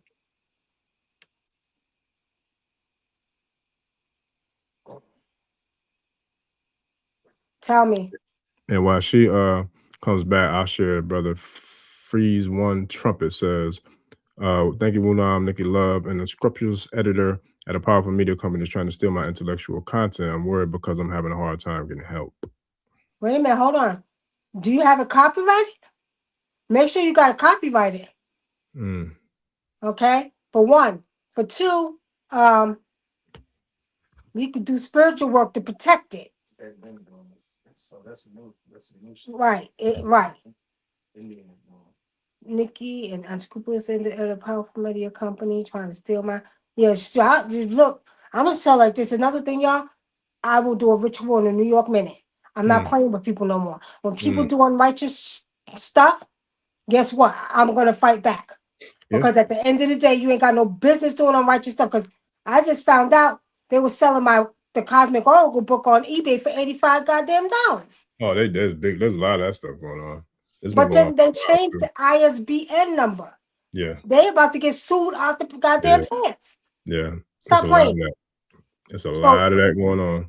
So I had to double back and put protection on my book, and then do a ritual against the person who was doing that. I don't care. Don't steal my stuff. I work hard to write that book. It took me a year to write it. Yeah. I've been seeing people posting the channel, like posting these episodes on another channel under a different name. And Really? it's funny to me because whoever it is, they're not very bright because YouTube pulls up the copyright flag. Like I see it. They send me an alert saying, hey, we got copyright flags. And it shows me the channel, it shows me the person, everything. I don't see their face because they got the names are different. But it's like people, they be doing the most, man. Can you get paid for because they're using your stuff? Yeah. Well, I think the option that they give you is to pretty much demand that they delete it and take it down, or you can file. I think you can file a complaint with YouTube, and YouTube will make them take it down, and then they can that channel can get shut down. If they continue to do it after, they send them almost like a cease and desist, pretty much. Right. But I don't think we can get paid for it. Now, like collaborators. So let's just say if you and I, let's say you want to put this show on your channel, your YouTube channel, then I believe if your channel's in the whatever the monetization thing is, you and I we can split the proceeds of it. Right. You know what I'm saying? Like we both, but for people who stealing, nah, they'll pretty much give you the Shut it option. down. Yeah. Should just pay for it. That's what they do with the music. Yeah, I know that's what they do. You know what? I gotta look back at it. That might be an option now. I don't know because I've had episodes. Matter of fact, when I had Professor Kaba do his when Professor Kaba came and did his documentary release, when I shared that, whoever the artists were that had music on the soundtrack, it came up to where if I wanted to keep the video up, I would have to share the proceeds with them, which I had no problem with. So I did, and in that way, whoever the artist was on his documentary soundtrack, they got paid whatever I got paid with the show too. So there's ways that you can do it that way for sure. I know that because I've seen that too. Let me see. I thought somebody. Oh, so Kimberly Brown says she just feels it as far as Oshun being a child of Oshun. You know what Kimberly feel? I mean, I'm Kimberly Brown. I feel like I'm gonna tell you what I see. Mommy Water walks with you. I see Mommy Water walks with you. Go look up. If you don't know who she is, most people do, but Mommy Water walks with you very heavy. Yeah. Sure. Oh, okay. Emperor Truth, I saw that question. I responded. I don't know, Wunam, if you do, can you give a spiritual name from just look? I told him to holler at to get a consultation on that one, but is that something you could just do, like, how we would give an answer now? Yeah, you could give him. I gotta read him first. I have to do a divination first. That's what I told him. I thought my bad, Emperor True. I thought it was a different question, but that question I had responded to you the same thing. I told him one of us would have to give him a divination consultation in order to pull that down. But he wants a Kemetic name, right? Okay, yeah, I think you do. Is that what he said? No, he said he has a super strong connection to Kemet, and he created his spiritual name, as you can see here. How to find my true African, I want to say true, either African spiritual experience or ancestral spiritual experience name.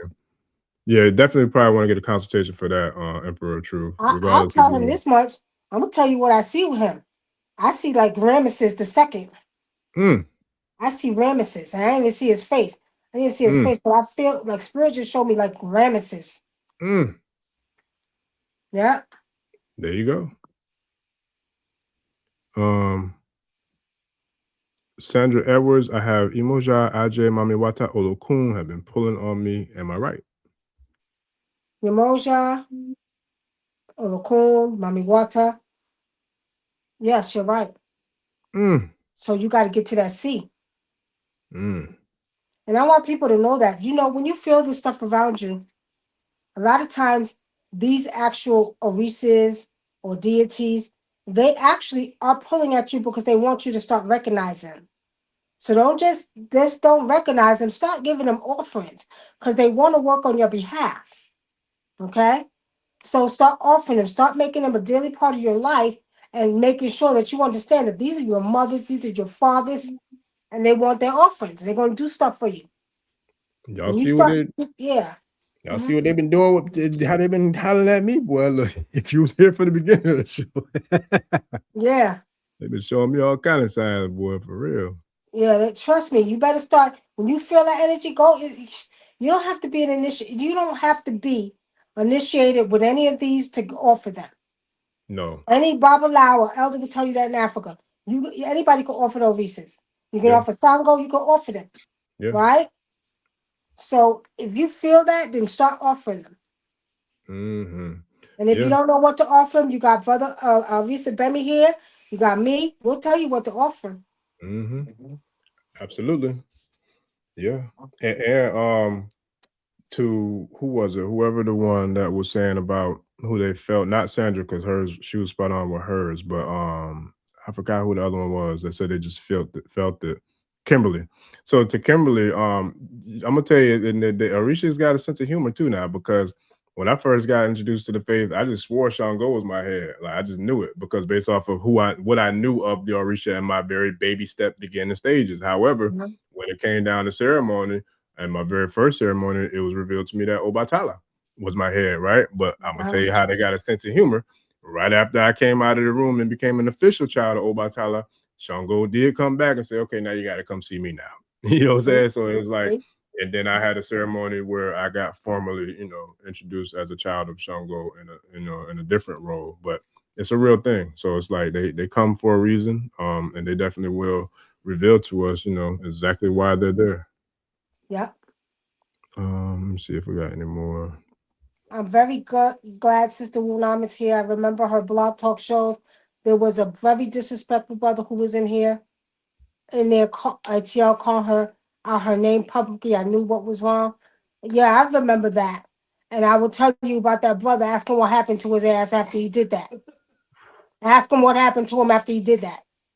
No, I don't tolerate disrespect. I don't disrespect nobody, and I don't care who you are, man, woman. You're not gonna disrespect me. But when he disrespected me, he called back and apologized within an hour. And I'm gonna tell you what I did, because when he called me out my name, I said, okay. I said, I got you. I went outside, I went to the earth. I did a ritual on the earth on his name. I said, you're gonna be walking around like a goddamn raisin when I finish with you. An hour later, the brother called me back and apologized. He said all the brothers in the community got on his ass for disrespecting me. And I know who you're talking about. And we ain't gonna mention his name because we ain't finna give him no fame. Right, exactly. We don't mention names, but he had problems after that. A week later, with the whole, I said, watch. I said, this is what happened in the conscious community. It's gonna be all messed up. All kind of chaos was happening. So yeah, but back then, y'all gotta realize a lot of people was not spiritually open, and the brothers in New York that was coming up teaching about consciousness was hiding behind a mask. Some of the brothers, some of them still are, right, and they had to be checked. And when I say check, and I had every right to check them, because I was the first sister to bring consciousness to Blog Talk Radio. I've had some of the greats on my show. I've had Professor Cabo was on there, Dr. Blair, Leonard Jeffrey, some of the top scholars. Stokely was on my show. Bobby Hemmett was on my show. So I was the first one to open the gates to consciousness on internet radio, which branched out to all of the places, Detroit, Chicago, even London. And it was a blessing, but my thing is I was happy because these brothers was teaching. But they was talking the talk, but they wasn't walking the walk. And that's when I began to check them. How dare you? I'm the sister who made it possible for y'all to bring this to the world, and you gonna tell me that you're gonna disrespect me? Or I was getting calls after that some of the women were getting beat up by these men. Oh yeah, I called it out. Because you can't tell me you conscious and you're walking around beating on your queen. Yeah, that's bullshit. Exactly. So that's why you probably got mad. But anyway, next. Yep. Well, I sent the message. Hopefully he responds back. But Super Flowerbird 2913 want to know what are the most basic offerings to give. But we need to know which deity you want to appease. So if you can shoot that in the text, then we can go ahead and get an answer, because each one takes different things, and you got to be careful, because let's just say, for example, Baba Obatala, you never want to give him no palm oil, you never want to give him no alcohol. You know what I'm saying? So there's different Orishas that get different offerings, and there's different taboos that come with each offering. For example, Kabiesi Shango, never give him cola nut. He only gets bitter cola. So it all depends on which Orisha. So if you have a specific one in mind, put it in the comments for us, and then that way we can answer you specifically to that particular deity.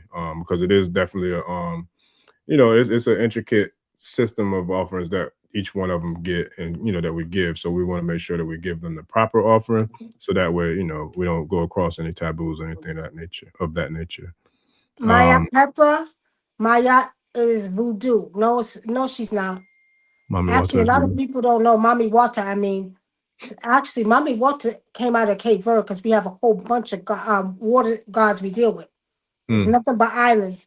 But Mommy Water is a very powerful sea goddess. She is the sister of Yemoja or Yemeya. Okay. Oh shit! What happened? Oh, my bad. What happened?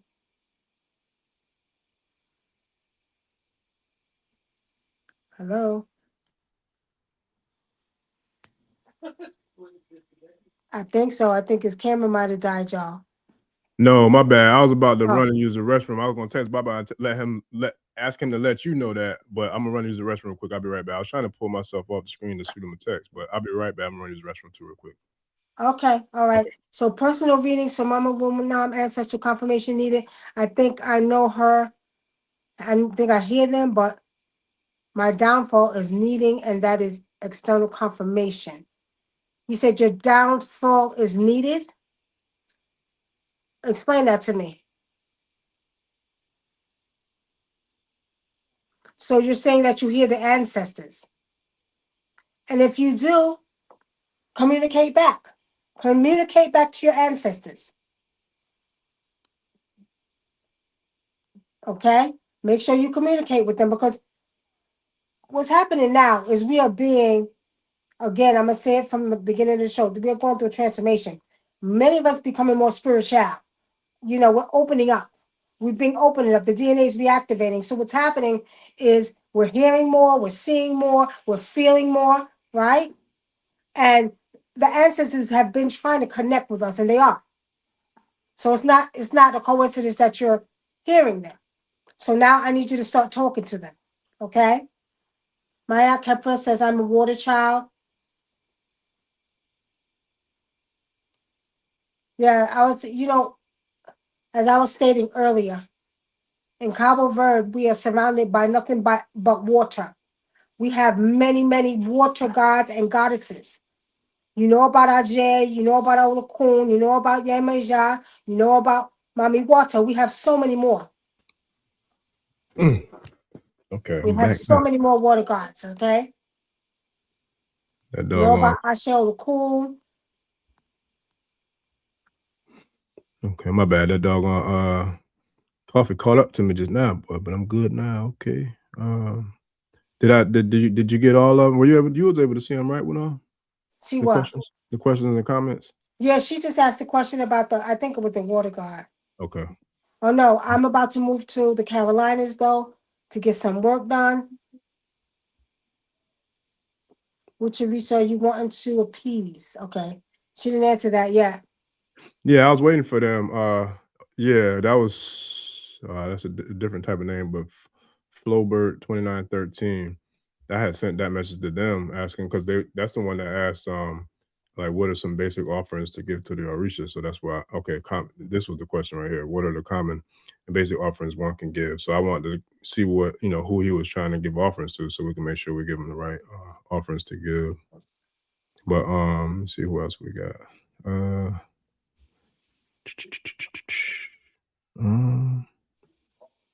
I always feel like Obatala is with me from energy description. Yeah, if you feel like that, more than likely that's probably who it is. It's funny because I didn't. That's what I'm saying. Because I was attracted to Sango too, like you. I love Sango. And when I tell you, Sango always worked for me before I even learned about the Yoruba traditions. Yeah. I thought the same thing. And they came back and said, no, your Ajay, your Iyami, your this. I said, oh, okay, because Sango was my best friend. Yeah. But what I always tell people too, just because, let's just say, even if the sister who said she felt like she was Oshun, even let's just say you come back, it's not Oshun, that don't mean you can't work with her. You know what I'm saying? We can work with all of them. It's just a matter of who actually governs our head, like who we are a child of. That's a different story. And then that, we work a lot more heavily with that particular deity, but we can work with all of them, like every single one of them, especially giving offerings, Let me see. Born under a water sign, I'm thinking the question is my aunt born under a water sign or numerology is what I'm thinking it is. Is that it? What did she say? I think the question is, was my aunt born under a water sign or numerology? That's what I'm thinking. My aunt born under water sign or numerology. Mm-hmm. Well, she asking if my aunt was. My aunt is the Kemetic goddess of the balance. Yeah. Yeah. I'm not sure. If you could put that one in there again, please. Like to get a little more specific so we can answer the question properly for you. My aunt Kepra said that I got initiated to Mami Wata in Africa. See? And that's where you're supposed to get it in Africa. You're supposed to get it done in Africa.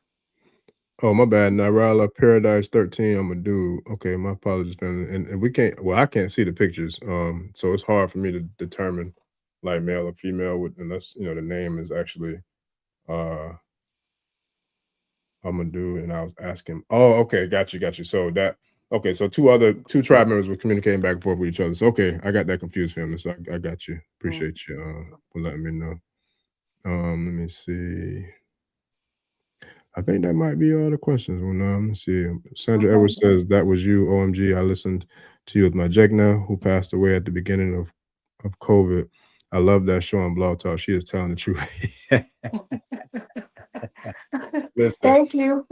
I tell people all the time, but I don't mess with the mothers. I don't mess with no women, but I don't want no problems at all. Not me. So Maya Kefa, did you, let me ask him a question. Did you know Amachi? Did you know Amachi? Or he used to go by Abungo. He had went to Africa to get initiated with Mami Wata, and when he came back, he died like a week or two later.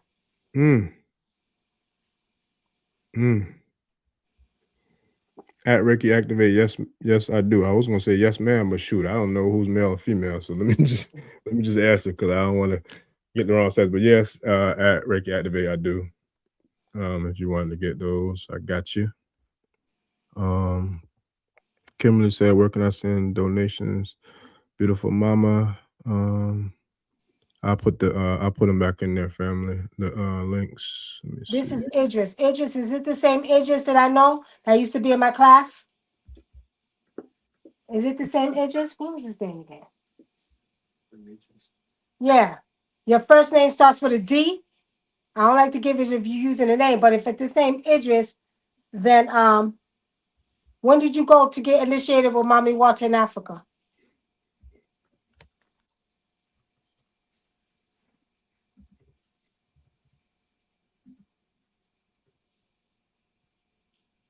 Waiting for them to come back. And Ricky Activate, I'll put my email in there too, for that. And then let's see. 3 years ago, Wunam, for my Okay. Because I think that's about the time he died. Yeah. You're welcome.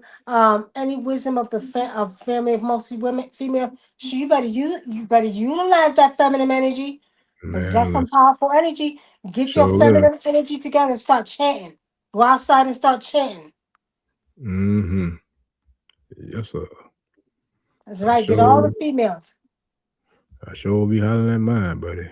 All the time, too. Because right now, the feminine energy is moving. When I tell you yesterday, the energy was crazy, y'all. Yeah. And I knew something wasn't right. So I had to go do a divination on it. And the energy was crazy. The feminine energy has to rise to bring the balance back. We are living right now with so much chaos from the patriarchal system that we're in that the feminine energy got to get out there and start chanting. As well as we calling all the indigenous ones to start feeding the earth in March, y'all start chanting too. Well, that's one of my visitations right there from this week. Which one? You don't see that? Can you see the screen with the black cat? No, I can't see. Oh, hold on. Okay. No, I can't see it. You send it to me. Text it to me. I wonder why y'all see it on the screen, Trav? I wonder why it's not showing. I thought it was showing. But yeah, I'll text it to you though. But yeah, it was a beautiful black cat that I saw earlier this week. And that big one that came by last night. Let's see. And another thing, y'all, start teaching your children to call on their ancestors. As a matter of fact, don't forget the book. This is for the kids. I got this for the kids. I don't know if y'all can see it. Y'all can't No, see but it. I'll pull it back up real quick for Okay. you. Start teaching your children how to call on their ancestors. Start taking them outside and teaching them how to call on their ancestors, because the children's energy is needed too, because the children are very powerful. Mm-hmm. And they're different beings that have returned back to this earth. Facts. Now, where the heck did the doggone picture go? I know I had it. That sounds like an Indian name, Hashini. Sounds like an Indian name to me.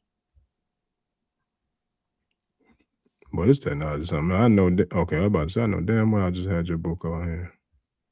Okay, you see it? No, I can't. Can you see the still book? Can't see it? Can you see the book? Tribe, can y'all see the Wunam's book on the screen? I see a cat. Why is it showing cat? He sees the cat. I had the cat up there earlier. I took it down. You know, it might be. It's got to be a delay. It's a delay. It just popped up. He said. Yeah, it's a delay. Okay, it's a delay. Because I got the book up now. Okay, yeah, the tribe see it too. So it's a delay. That's what it was, Wunam. There's a delay. So when I had the cat up, it took a while before it came up for you to actually be able to see it. Mm-hmm. And so I took the cat down. I put the book up, but I think it took a little while for it to come up too. Yeah, they see it. Yeah, they see the book and the cat. Okay, so they see the book and the cat. And not only that, if they know, and this isn't anybody's area, please take care of our seniors and our veterans. Mm-hmm. Please take care of them. If y'all know anybody in the Atlanta area where you know a veteran or a senior who needs a place to stay, we offer them places, warm houses and places to stay, because a lot of people don't realize how many seniors are homeless and veterans. Yeah. Okay. Yep. That's a real thing, man. And and that's why we're doing the work. Thank you for that sole reason. Mm-hmm. Yeah. And then I don't know if Sun-Kissed it's been a while since they commented. But the one that was asking the questions earlier, Sun-Kissed, I'm trying to go. I think it was Golden Sun-Kissed. There's so many comments, it's hard for me to find. But anyway, I got you, Golden Sun-Kissed. So hopefully, if you're still on here, I sent my email address to you because they had wanted to get a free consultation. So I'll throw that in. I'll take care of you for that one. Golden Sun-Kissed. It was on my spirit to donate that to you. So if you're still on here, I sent my email address and all that to gift you a consultation based off of what spirit kind of downloaded into me for you. So I got you with that one. Kimberly Brown said, yeah, they're in Atlanta too. All right, Kimberly Brown, if you know anybody, refer them to Serenity Haven. Ashe. Independent care. And he put the number in there earlier, but if you could put the flyer up for me, because actually I'm here in Atlanta. Well, I'm not in Atlanta, but on the outskirts, and we get a lot of referrals. I just got a blind lady, a 77-year-old blind lady the other day. We got a 70, and this guy was 79-year-old. Listen to this, 79-year-old old man living out of his truck. He was a veteran, but he couldn't afford to get an apartment, so he was living in his truck. I got a call from somebody referred him to me. So we're getting calls, and I'm like not realizing how many of these veterans and seniors are homeless. They can't afford assisted living. Assisted living. And y'all test it if you want to. Call assisted living places. They're charging some of these people $4,000 or more. How do a person on Social Security that gets no more than $1,400 with retirement can they afford $4,000 a month? So I'm just not doing it here. Y'all better do it everywhere because they need help. $4,000 a month. $4,000 a month. Some of them $6,000 to $8,000. Depending on if they have money, some of them $6,000, because with assisted living, it comes with everything. They get the place, they get the food, they get the doctor. I mean, the healthcare part of it. So they're charging for a whole package, but still. A month though, like that's not real. That's more. No, when I tell you, we spent more than rent. We went to a couple just to test them out, right? And then I went to they had a gathering, and we went to the gathering, and just to see how much they charge. He said 4,000 a month, and then another one said how much that other one was over there, 6,000 to 8,000 a month. How the hell they gonna pay that? They say that they target retired doctors. They only target retired professionals. That's it. Doctors, judges. Doctors, judges, stuff like that. So what about the seniors who don't have money like that? Regular people. They don't give a damn about them. No, You they ain't don't. never lying. They should. You That's damn the right. sad part America about should it. be ashamed of themselves. I tell you what, and that's why them damn parasites is on their way out, and they about to be off the planet. So there's that. Yeah. Yep. There's And that's that. why the feminine energy got to get out there and start chanting. Yes, sir. Yeah. Yep. All right. Well, we got one more Wunam, and then I'm gonna go ahead and shut this down. But we might have broke a record tonight, boy, for the I live see. stream. 2 o'clock. Yeah. 3.5. That what that damn Cafe Barresto did for me, boy. That I was struggling to get on this thing. I messed around and drunk a whole cup of that, boy. It got me all the way wired up. Well, look, everything happened for even. The ancestors was with us though, so yeah. Well, that it's all divine time, and that's what we said before we got started too. We see what the ancestors and spirit lead us to. We see what they led us to.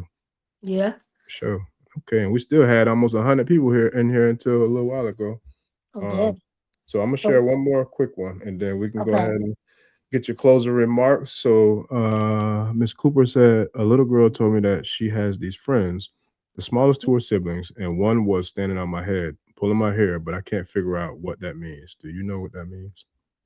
One of the girls told her that? I'm not sure if this was a dream or if this was something that happened in real life. And I think this is from early. This is like this is from like 1220. So this is back when we was talking about like the gnomes and the dwarfs and all that too. So I'm wondering if it's connected to that, because this was at 1220 when she posted that. Okay. Actually, the thing about it is that those dwarfs have to be given to you. Now, some people have them that follow them, because I had one of my initiates. He comes from Barbados, and they also liked him, but he didn't know about them until I seen them walking with him. Wow. So they will walk with you, but if you're not aware of how to use them or how to deal with them, you're not going to know. So some of the dwarfs you have to be given though.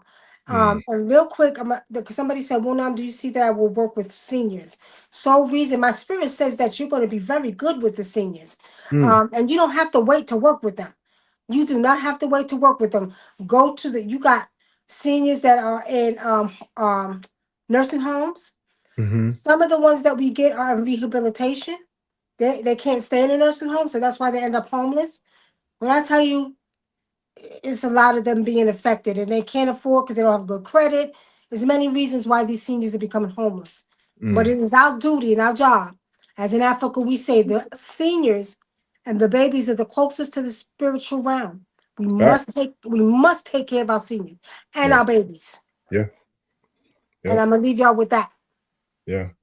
Because the ancestors are the elders are on their way back to the ancestral realm, and the babies just returned from the ancestral realm. Exactly. And that's why we have to take care of them. Ashe.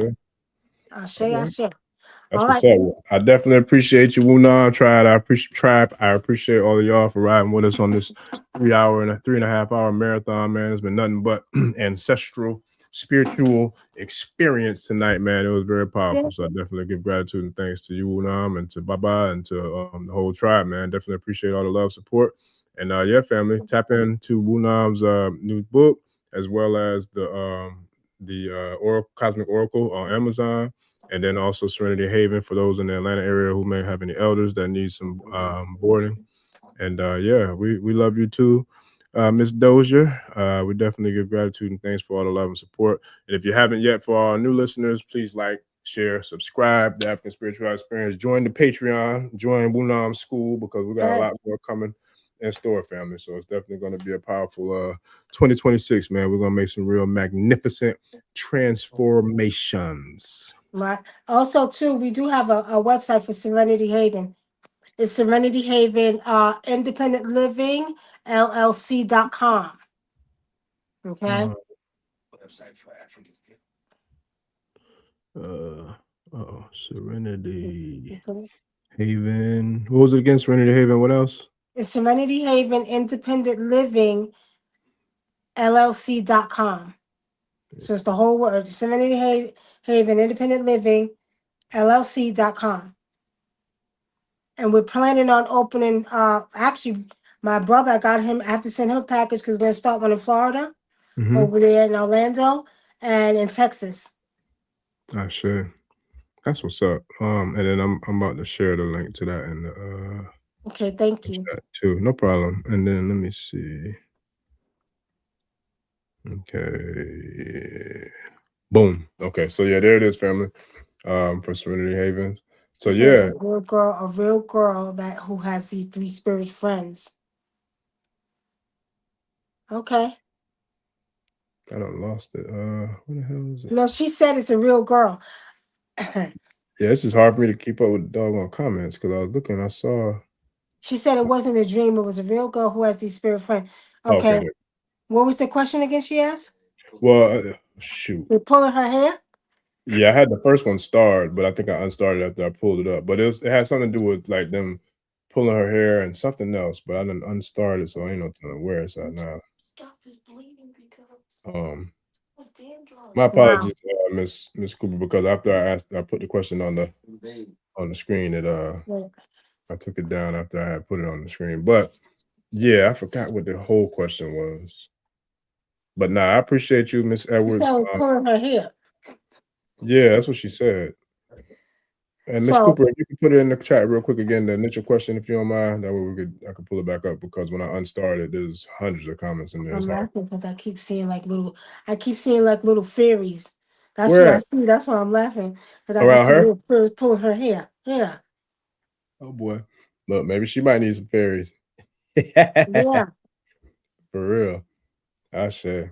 Well, hopefully she pulls it back, puts it back up. But if not, you can reach out. You can connect. And one thing I forgot to do when I be having you on here is, can you share your socials real quick too with us so they can connect with you on like what's TikTok, Facebook? Yeah, I'm on TikTok as Wunam Nicky Love.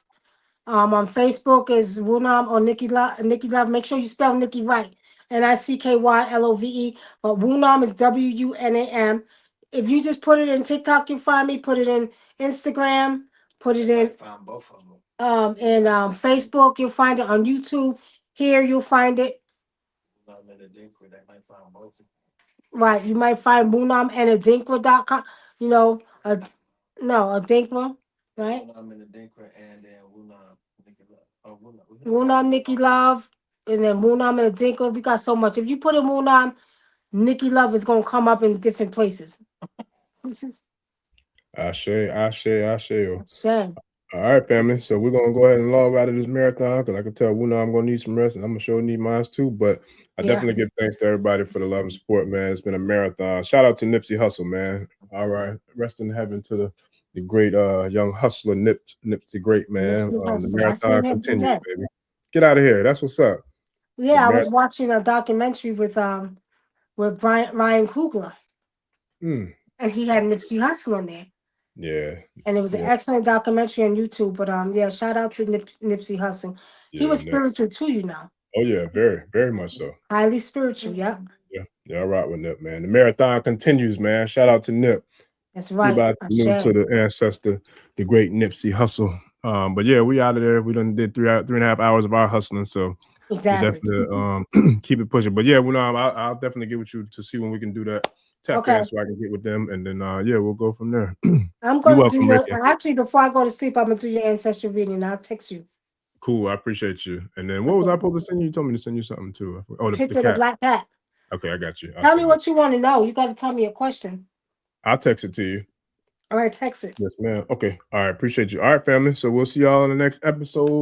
We'll be back next week sometime. I'm not sure what day yet, but I'll definitely be back soon, family. Oh, okay. Here you go. She came back with it just in time. She said the smallest two spirits were siblings, and one of them was on her head pulling her hair. Miss Cooper, with the small people, the question. So she said the spirits were siblings, and one of them was on your head, on my head, pulling my hair. So that sounds like a Beige twins. Oh, they're Beige twins? It sounds like a Beige twins. So they were siblings. Yeah, and one of them was twins. Yeah, they might. That sounds like that to me.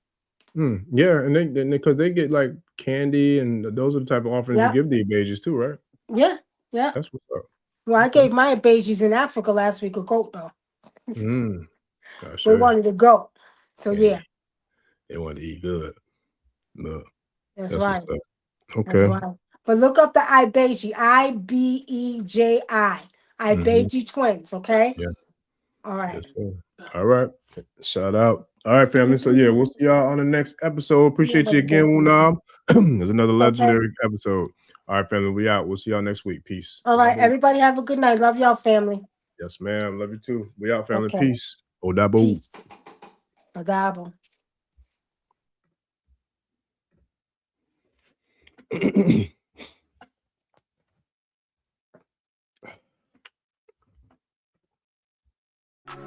ẹni tó gbàgbé ilé sàpò ìyàgbọ́ tẹ́ǹtì ẹni takísà ní tàtàn ò bá padà sílé anítìjà kọ ẹja lọ pé eégún mo ṣe nígbẹ́rẹ́ ìpàkọ́ forsake not your ancestors and praise your.